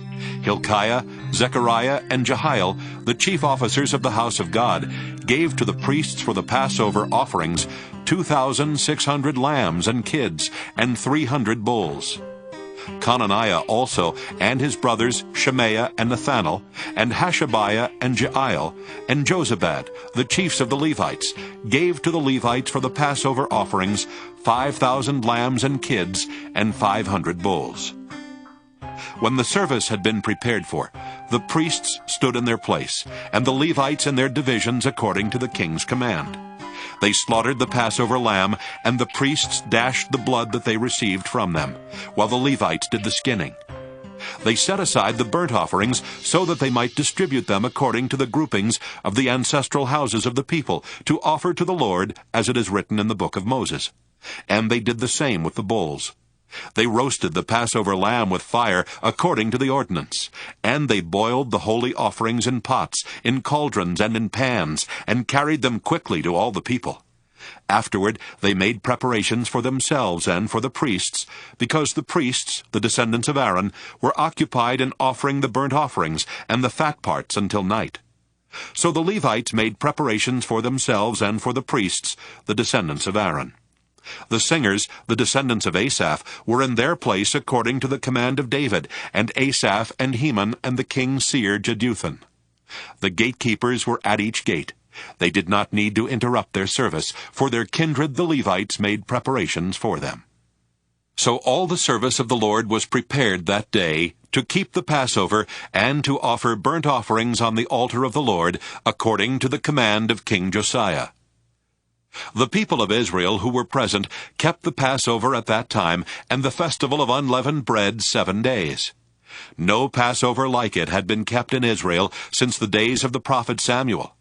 None of the kings of Israel had kept such a Passover as was kept by Josiah, by the priests and the Levites, by all Judah and Israel who were present, and by the inhabitants of Jerusalem.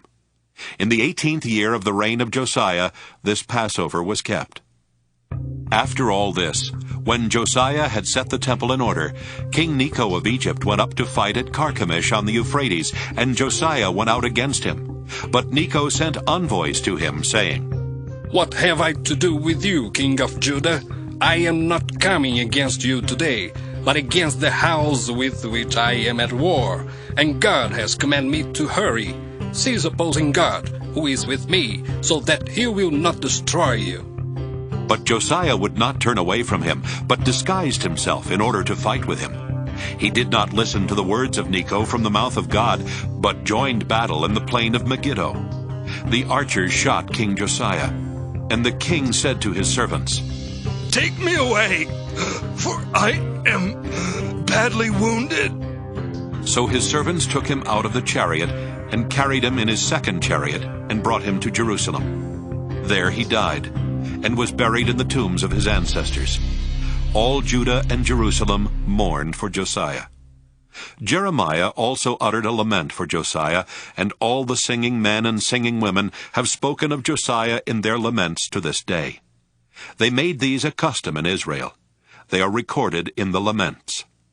Now the rest of the acts of Josiah and his faithful deeds, in accordance with what is written in the law of the Lord, and his acts, first and last, are written in the book of the kings of Israel and Judah. 2 Chronicles 36. The people of the land took Jehoahaz, son of Josiah, and made him king to succeed his father in Jerusalem. Jehoahaz was 23 years old when he began to reign. He reigned 3 months in Jerusalem. Then the king of Egypt deposed him in Jerusalem, and laid on the land a tribute of 100 talents of silver and 1 talent of gold. The king of Egypt made his brother Eliakim king over Judah and Jerusalem, and changed his name to Jehoiakim. But Necho took his brother Jehoahaz and carried him to Egypt. Jehoiakim was 25 years old when he began to reign. He reigned 11 years in Jerusalem. He did what was evil in the sight of the Lord his God. Against him King Nebuchadnezzar of Babylon came up and bound him with fetters to take him to Babylon. Nebuchadnezzar also carried some of the vessels of the house of the Lord to Babylon, and put them in his palace in Babylon. Now the rest of the acts of Jehoiakim, and the abominations that he did, and what was found against him, are written in the book of the kings of Israel and Judah. And his son Jehoiakim succeeded him. Jehoiakim was 8 years old when he began to reign. He reigned 3 months and 10 days in Jerusalem. He did what was evil in the sight of the Lord. In the spring of the year, King Nebuchadnezzar sent and brought him to Babylon, along with the precious vessels of the house of the Lord, and made his brother Zedekiah king over Judah and Jerusalem. Zedekiah was 21 years old when he began to reign. He reigned 11 years in Jerusalem. He did what was evil in the sight of the Lord his God. He did not humble himself before the prophet Jeremiah, who spoke from the mouth of the Lord. He also rebelled against King Nebuchadnezzar, who had made him swear by God. He stiffened his neck and hardened his heart against turning to the Lord, the God of Israel. All the leading priests and the people also were exceedingly unfaithful, following all the abominations of the nations, and they polluted the house of the Lord that he had consecrated in Jerusalem. The Lord, the God of their ancestors, sent persistently to them by his messengers, because he had compassion on his people and on his dwelling place. But they kept mocking the messengers of God, despising his words, and scoffing at his prophets, until the wrath of the Lord against his people became so great that there was no remedy. Therefore he brought up against them the king of the Chaldeans, who killed their youths with the sword in the house of their sanctuary, and had no compassion on young man or young woman, the aged or the feeble. He gave them all into his hand. All the vessels of the house of God, large and small, and the treasures of the house of the Lord, and the treasures of the king and of his officials, all these he brought to Babylon. They burned the house of God, broke down the wall of Jerusalem, burned all its palaces with fire, and destroyed all its precious vessels. He took into exile in Babylon those who had escaped from the sword, and they became servants to him and to his sons, until the establishment of the kingdom of Persia, to fulfill the word of the Lord by the mouth of Jeremiah, until the land had made up for its Sabbaths. All the days that it lay desolate, it kept Sabbath, to fulfill 70 years. In the first year of King Cyrus of Persia, in fulfillment of the word of the Lord spoken by Jeremiah, the Lord stirred up the spirit of King Cyrus of Persia, so that he sent a herald throughout all his kingdom, and also declared in a written edict, Thus says King Cyrus of Persia, The Lord, the God of heaven, has given me all the kingdoms of the earth, and he has charged me to build him a house at Jerusalem, which is in Judah. Whoever is among you, of all his people, may the Lord his God be with him. Let him go up